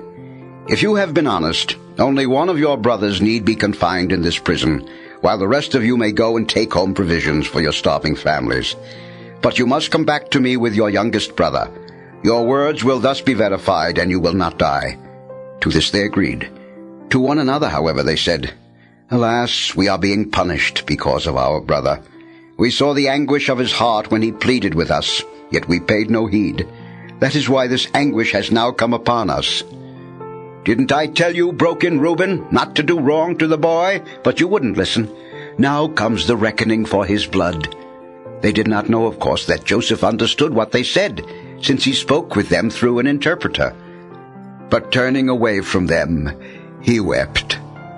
When he was able to speak to them again, he had Simeon taken from them and bound before their eyes. Then Joseph gave orders to have their containers filled with grain, their money replaced in each one's sack, and provisions given them for their journey. After this had been done for them, they loaded their donkeys with the rations and departed. At the night encampment, when one of them opened his bag to give his donkey some fodder, he was surprised to see his money in the mouth of his bag. "My money has been returned," he cried out to his brothers. "Here it is in my bag." At that their hearts sank. Trembling, they asked one another, "What is this that God has done to us?" When they got back to their father Jacob in the land of Canaan, they told him all that had happened to them. "The man who was lord of the country," they said, "spoke to us sternly and put us in custody, as if we were spying on the land. But we said to him, 'We are honest men. We have never been spies. There were 12 of us brothers, sons of the same father, but one is gone, and the youngest one is at present with our father in the land of Canaan.' Then the man who was lord of the country said to us, 'This is how I shall know if you are honest men. Leave one of your brothers with me, while the rest of you go home with rations for your starving families. When you come back to me with your youngest brother, and I know that you are honest men and not spies, I will restore your brother to you, and you may move about freely in the land.' When they were emptying their sacks, there in each one's sack was his money bag. At the sight of their money bags, they and their father were dismayed. Their father Jacob said to them, 'Must you make me childless? Joseph is gone, and Simeon is gone, and now you would take away Benjamin? Why must such things always happen to me?' Then Reuben told his father, 'Put him in my care, and I will bring him back to you. You may kill my own 2 sons if I do not return him to you.' But Jacob replied, 'My son shall not go down with you. Now that his full brother is dead, he is the only one left. If some disaster should befall him on the journey you must make, you would send my white head down to the netherworld in grief.'" Genesis 43. Now the famine in the land grew more severe. So when they had used up all the rations they had brought from Egypt, their father said to them, "Go back and procure us a little more food." But Judah replied, "The man strictly warned us, 'You shall not appear in my presence unless your brother is with you.' If you are willing to let our brother go with us, we will go down to procure food for you. But if you are not willing, we will not go down, because the man told us, 'You shall not appear in my presence unless your brother is with you.' Israel demanded, 'Why did you bring this trouble on me by telling the man that you had another brother?' They answered, 'The man kept asking about ourselves and our family. Is your father still living? Do you have another brother?' We had to answer his questions. How could we know that he would say, 'Bring your brother down here'?" Then Judah urged his father Israel, "Let the boy go with me, that we may be off and on our way, if you and we and our children are to keep from starving to death. I myself will stand surety for him. You can hold me responsible for him. If I fail to bring him back, to set him in your presence, you can hold it against me forever. Had we not dilly-dallied, we could have been there and back twice by now." Their father Israel then told them, "If it must be so, then do this. Put some of the land's best products in your baggage, and take them down to the man as gifts, some balm and honey, gum and resin, and pistachios and almonds. Also take extra money along, for you must return the amount that was put back in the mouths of your bags. It may have been a mistake. Take your brother too, and be off on your way back to the man. May God Almighty dispose the man to be merciful toward you, so that he may let your other brother go as well as Benjamin. As for me, if I am to suffer bereavement, I shall suffer it." So the men got the gifts, took double the amount of money with them, and, accompanied by Benjamin, were off on their way down to Egypt to present themselves to Joseph. When Joseph saw Benjamin with them, he told his head steward, "Take these men into the house and have an animal slaughtered and prepared, for they are to dine with me at noon." Doing as Joseph had ordered, the steward conducted the men to Joseph's house. But on being led to his house, they became apprehensive. It must be, they thought, on account of the money put back in our bags the first time, that we are taken inside. They want to use it as a pretext to attack us and take our donkeys and seize us as slaves. So they went up to Joseph's head steward and talked to him at the entrance of the house. "If you please, sir," they said, "we came down here once before to procure food. But when we arrived at a night's encampment and opened our bags, there was each man's money in the mouth of his bag, our money in the full amount. We have now brought it back. We have brought other money to procure food with. We do not know who put the first money in our bags." "Be at ease," he replied. "You have no need to fear. Your God and the God of your father must have put treasures in your bags for you. As for your money, I received it." With that, he led Simeon out to them. The steward then brought the men inside Joseph's house. He gave them water to bathe their feet and got fodder for their donkeys. Then they set out their gifts to await Joseph's arrival at noon, for they had heard that they were to dine there. When Joseph came home, they presented him with the gifts they had brought inside, while they bowed down before him to the ground. After inquiring how they were, he asked them, "And how is your aged father, of whom you spoke? Is he still in good health?" "Your servant, our father, is thriving and still in good health," they said, as they bowed respectfully. When Joseph's eye fell on his full brother Benjamin, he asked, "Is this your youngest brother, of whom you told me?" Then he said to him, "May God be gracious to you, my boy." With that, Joseph had to hurry out, for he was so overcome with affection for his brother that he was on the verge of tears. He went into a private room and wept there. After washing his face, he reappeared, and now in control of himself gave the order, "Serve the meal." It was served separately to him, to the brothers, and to the Egyptians who partook of his board. Egyptians may not eat with Hebrews. That is abhorrent to them. When they were seated by his directions according to their age, from the oldest to the youngest, they looked at one another in amazement. And as portions were brought to them from Joseph's table, Benjamin's portion was 5 times as large as anyone else's. So they drank freely and made merry with him. Genesis 44. Then Joseph gave his head steward these instructions. "Fill the men's bags with as much food as they can carry, and put each man's money in the mouth of his bag. In the mouth of the youngest one's bag put also my silver goblet, together with the money for his rations. The steward carried out Joseph's instructions. At daybreak the men and their donkeys were sent off. They had not gone far out of the city when Joseph said to his head steward, "Go at once after the men. When you overtake them, say to them, 'Why did you repay good with evil? Why did you steal the silver goblet from me? It is the very one from which my master drinks, and which he uses for divination. What you have done is wrong.'" When the steward overtook them and repeated these words to them, they remonstrated with him. "How can my lord say such things? Far be it from your servants to do such a thing. We even brought back to you from the land of Canaan the money that we found in the mouths of our bags. Why then would we steal silver or gold from your master's house? If any of your servants is found to have the goblet, he shall die, and as for the rest of us, we shall become my lord's slaves." But he replied, "Even though it ought to be as you propose, only the one who is found to have it shall become my slave, and the rest of you shall be exonerated." Then each of them eagerly lowered his bag to the ground and opened it. And when a search was made, starting with the oldest and ending with the youngest, the goblet turned up in Benjamin's bag. At this they tore their clothes. Then when each man had reloaded his donkey, they returned to the city. As Judah and his brothers re-entered Joseph's house, he was still there. So they flung themselves on the ground before him. "How could you do such a thing?" Joseph asked them. "You should have known that such a man as I could discover by divination what happened." Judah replied, "What can we say to my lord? How can we plead or how try to prove our innocence? God has uncovered your servant's guilt. Here we are, then, the slaves of my lord, the rest of us no less than the one in whose possession the goblet was found." "Far be it from me to act thus," said Joseph. "Only the one in whose possession the goblet was found shall become my slave. The rest of you may go back safe and sound to your father."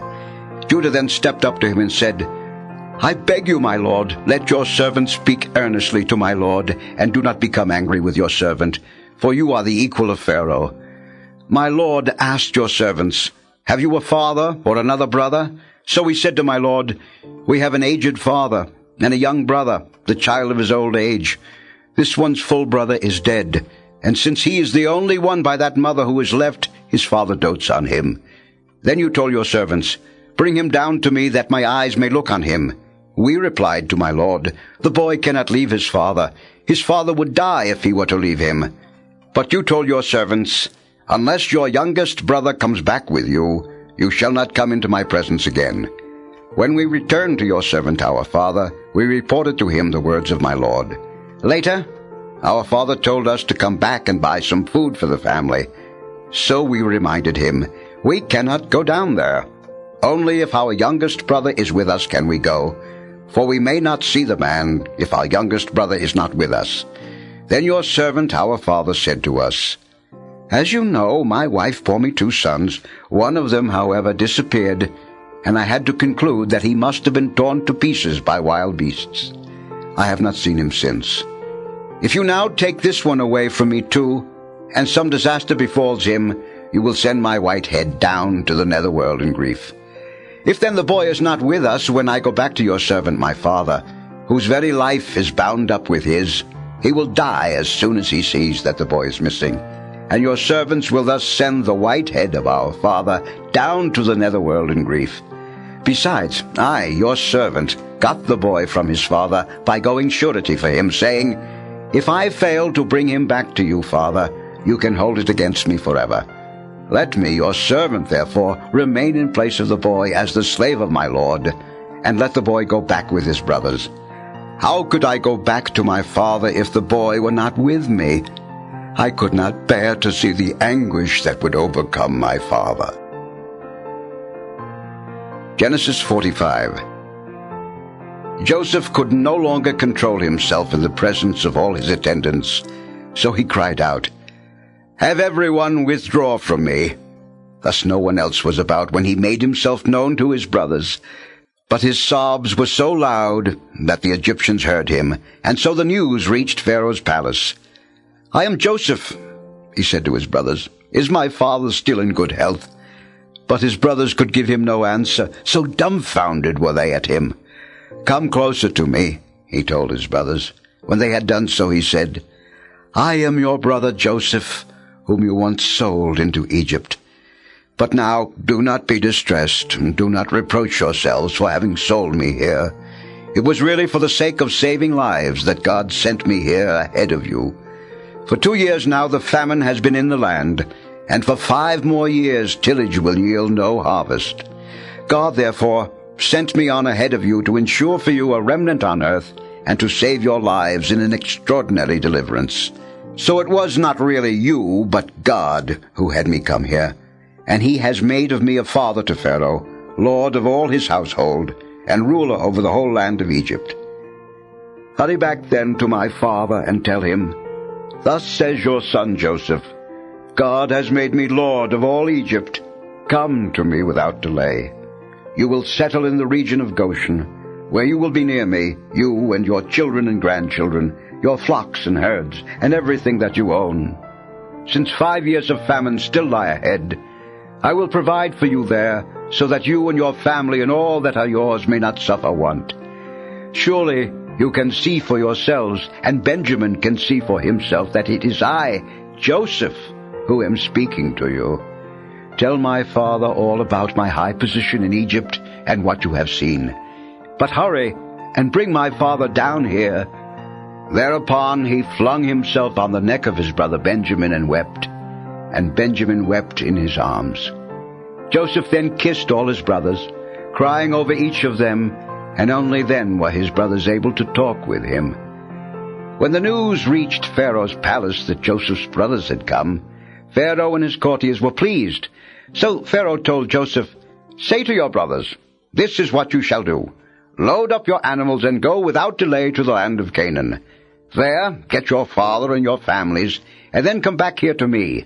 I will assign you the best land in Egypt, where you will live off the fat of the land. Instruct them further. Do this. Take wagons from the land of Egypt for your children and your wives, and to transport your father on your way back here. Do not be concerned about your belongings, for the best in the whole land of Egypt shall be yours. The sons of Israel acted accordingly. Joseph gave them the wagons, as Pharaoh had ordered, and he supplied them with provisions for the journey. He also gave to each of them fresh clothing, but to Benjamin he gave 300 shekels of silver and 5 sets of garments. Moreover, what he sent to his father was 10 jackasses loaded with the finest products of Egypt, and 10 jennies loaded with grain and bread and other provisions for his journey. As he sent his brothers on their way, he told them, Let there be no recriminations on the way. So they left Egypt and made their way to their father Jacob in the land of Canaan. When they told him, Joseph is still alive, in fact, it is he who is ruler of all the land of Egypt, he was dumbfounded. He could not believe them. But when they recounted to him all that Joseph had told them, and when he saw the wagons that Joseph had sent for his transport, the spirit of their father Jacob revived. It is enough, said Israel. My son Joseph is still alive. I must go and see him before I die. Genesis 46. Israel set out with all that was his. When he arrived at Beersheba, he offered sacrifices to the God of his father Isaac. Their God, speaking to Israel in a vision by night, called, Jacob, Jacob. Here I am, he answered. Then he said, I am God, the God of your father. Do not be afraid to go down to Egypt, for there I will make you a great nation. Not only will I go down to Egypt with you, I will also bring you back here after Joseph has closed your eyes. So Jacob departed from Beersheba, and the sons of Israel put their father and their wives and children on the wagons that Pharaoh had sent for his transport. They took with them their livestock and the possessions they had acquired in the land of Canaan. Thus Jacob and all his descendants migrated to Egypt. His sons and his grandsons, his daughters and his granddaughters, all his descendants, he took with him to Egypt. These are the names of the Israelites, Jacob and his descendants, who migrated to Egypt. Reuben, Jacob's firstborn, and the sons of Reuben, Hanok, Palu, Hezron, and Carmi. The sons of Simeon, Nemuel, Jamin, Ohad, Jachin, Zohar, and Shael, son of a Canaanite woman.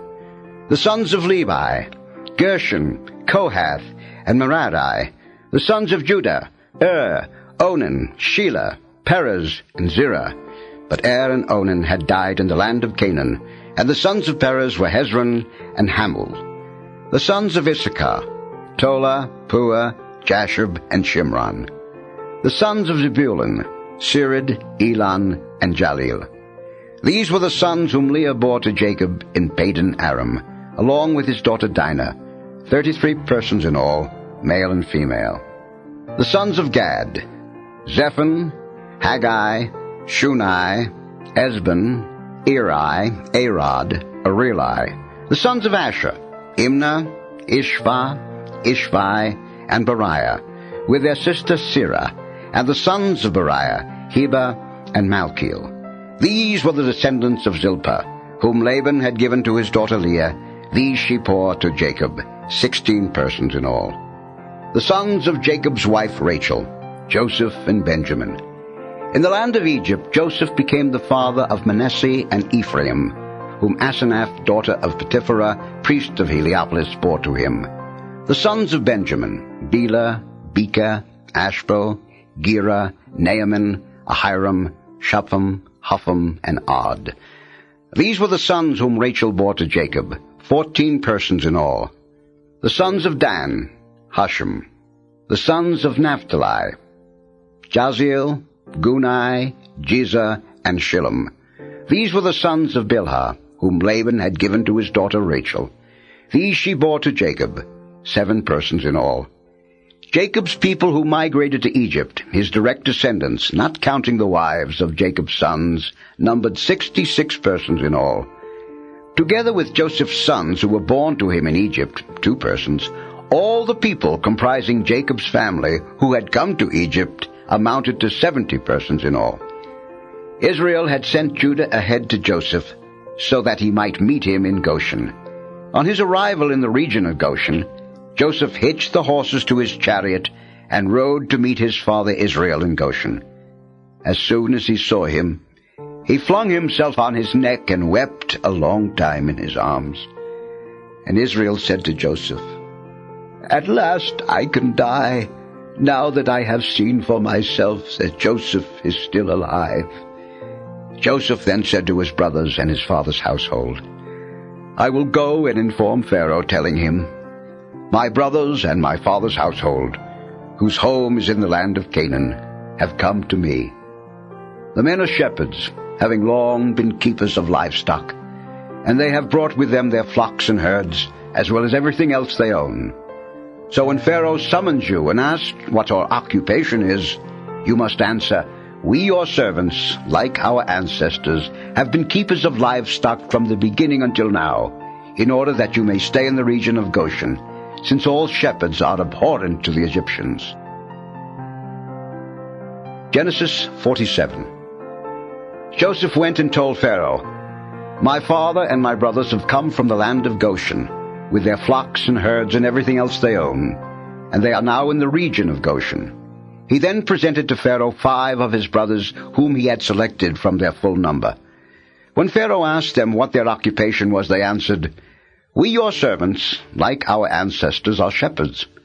We have come," they continued, "in order to stay in this country, for there is no pasture for your servants' flocks in the land of Canaan, so severe has the famine been there.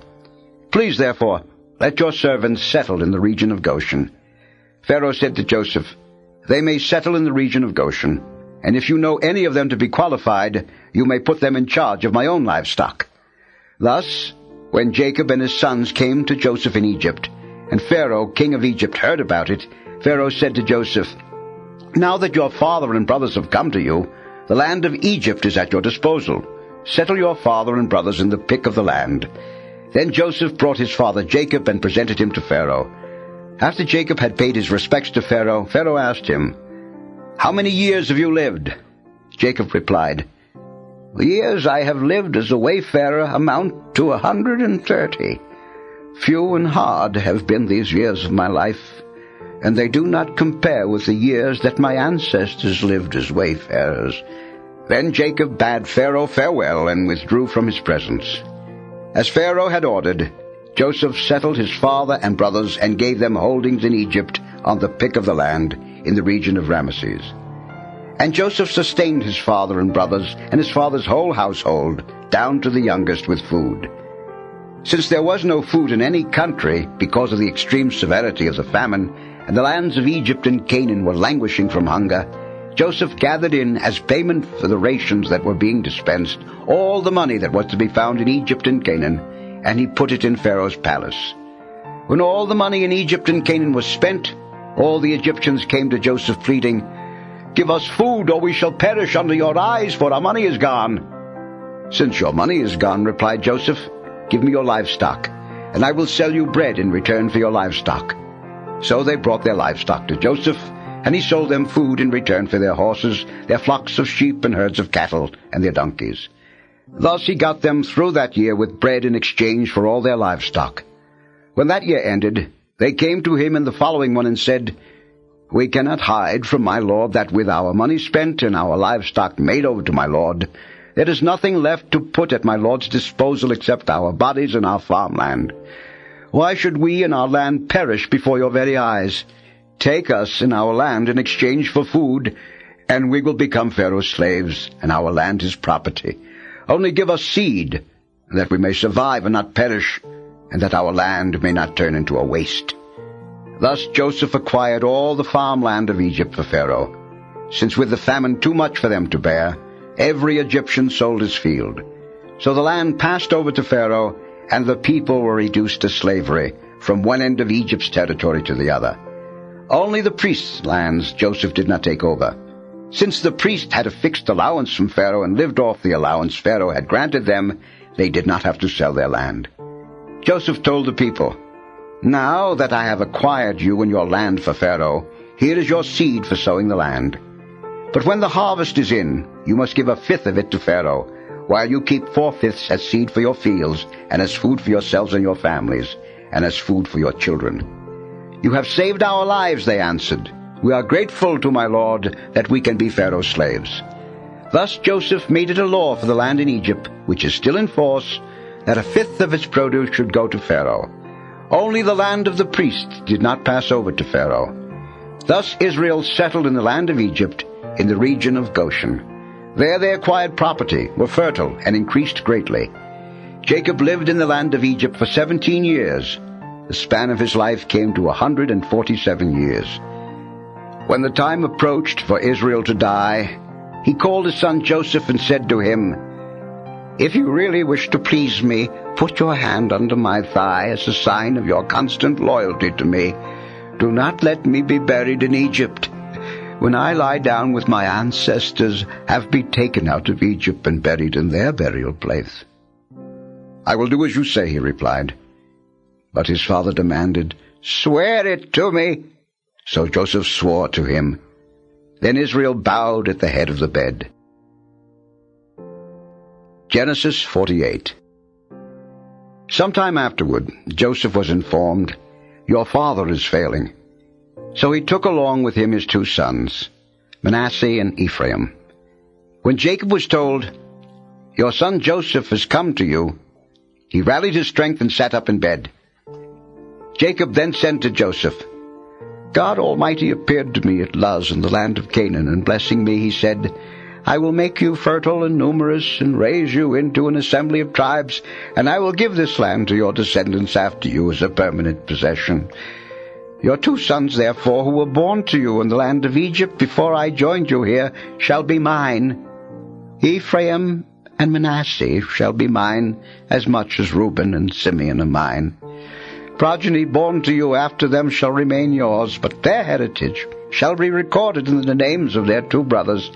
I do this because when I was returning from Padan, your mother Rachel died to my sorrow during the journey in Canaan, while we were still a short distance from Ephrath, and I buried her there on the way to Ephrath, that is Bethlehem."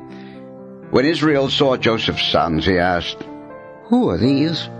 "They are my sons," Joseph answered his father, "whom God has given me here." "Bring them to me," said his father, "that I may bless them." Now Israel's eyes were dim from age, and he could not see well. When Joseph brought his sons close to him, he kissed and embraced them. Then Israel said to Joseph, I never expected to see your face again, and now God has allowed me to see your descendants as well." Joseph removed them from his father's knees and bowed down before him with his face to the ground. Then Joseph took the two, Ephraim with his right hand to Israel's left, and Manasseh with his left hand to Israel's right, and led them to him. But Israel, crossing his hands, put out his right hand and laid it on the head of Ephraim, although he was the younger, and his left hand on the head of Manasseh, although he was the firstborn.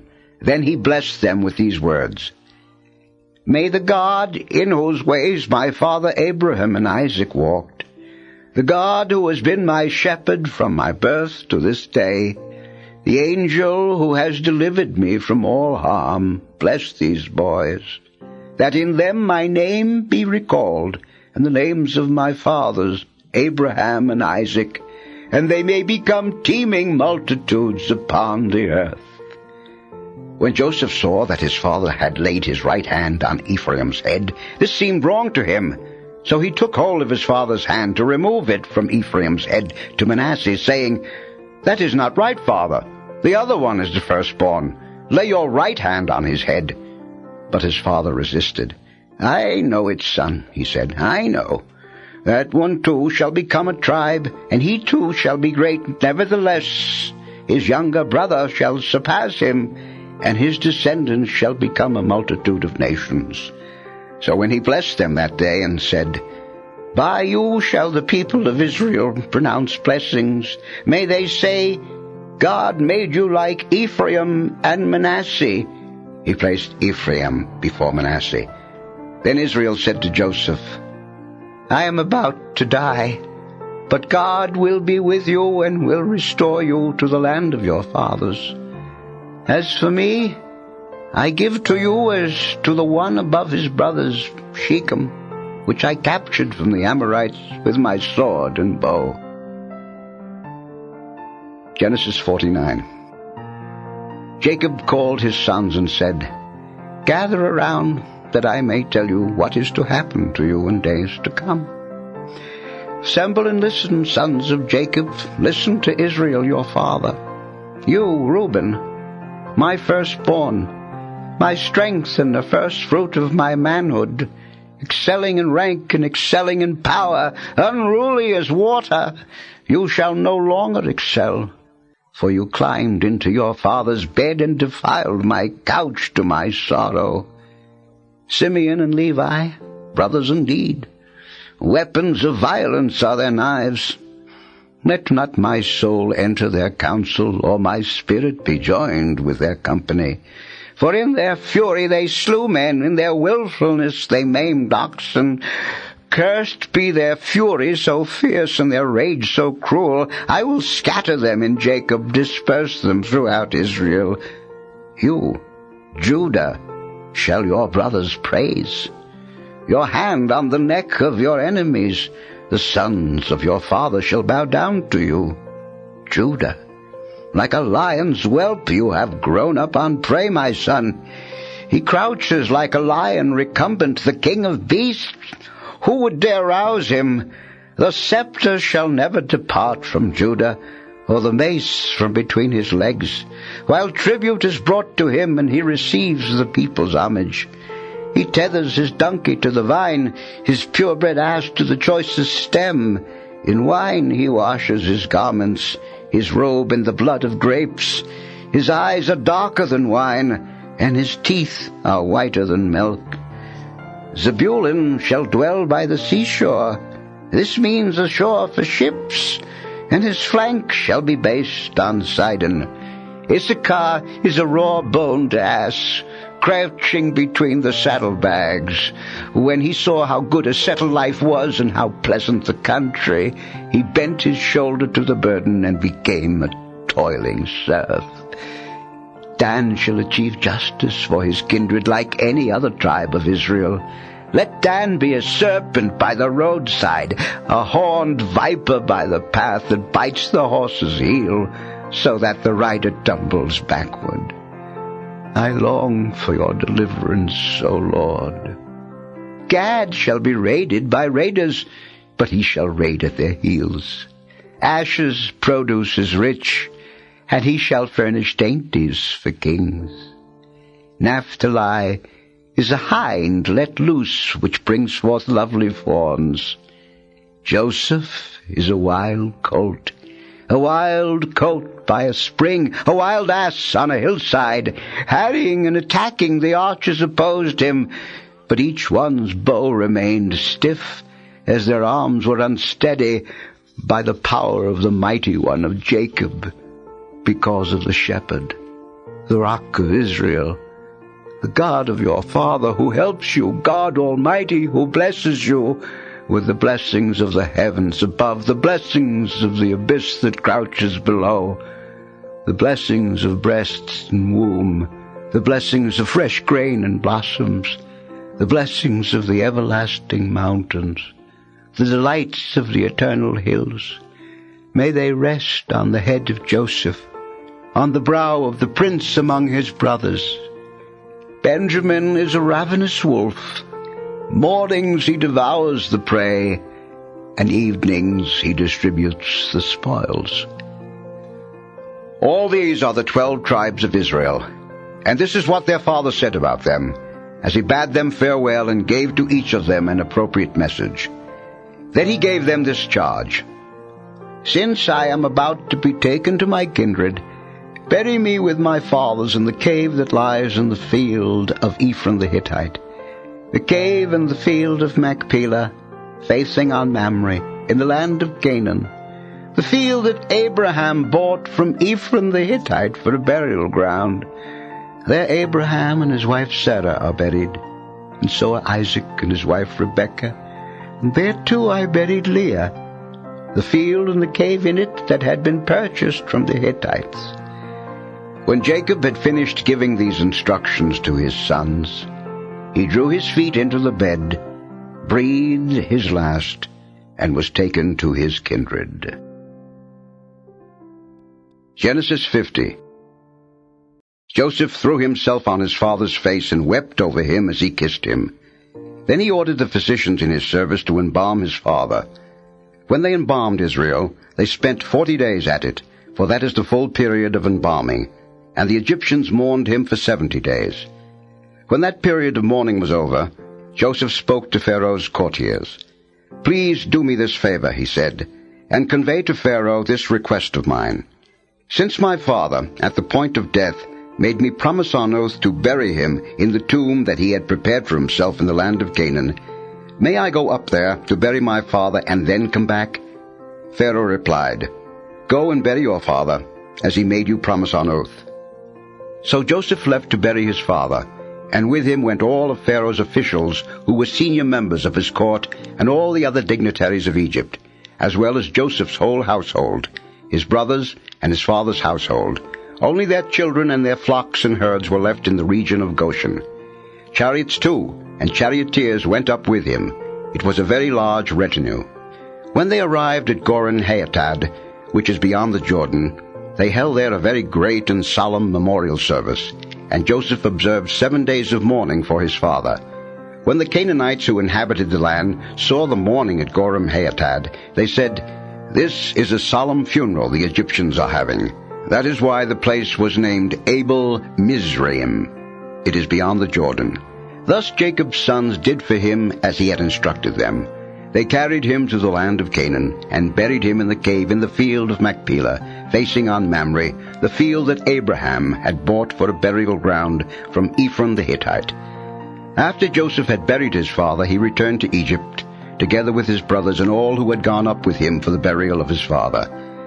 Now that their father was dead, Joseph's brothers became fearful and thought, Suppose Joseph has been nursing a grudge against us, and now plans to pay us back in full for all the wrong we did him.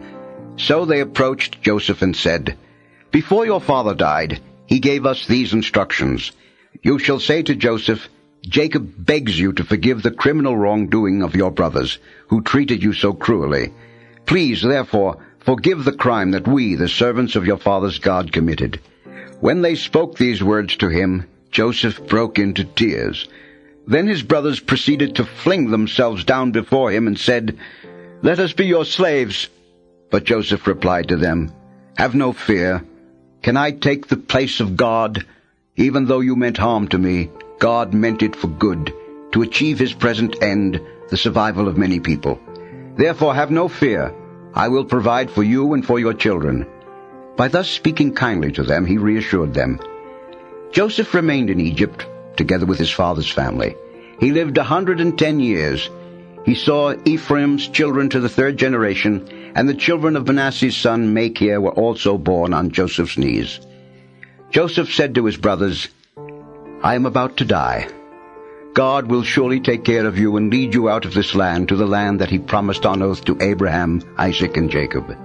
Then, putting the sons of Israel under oath, he continued, "When God thus takes care of you, you must bring my bones up with you from this place." Joseph died at the age of 110. He was embalmed and laid to rest in a coffin in Egypt.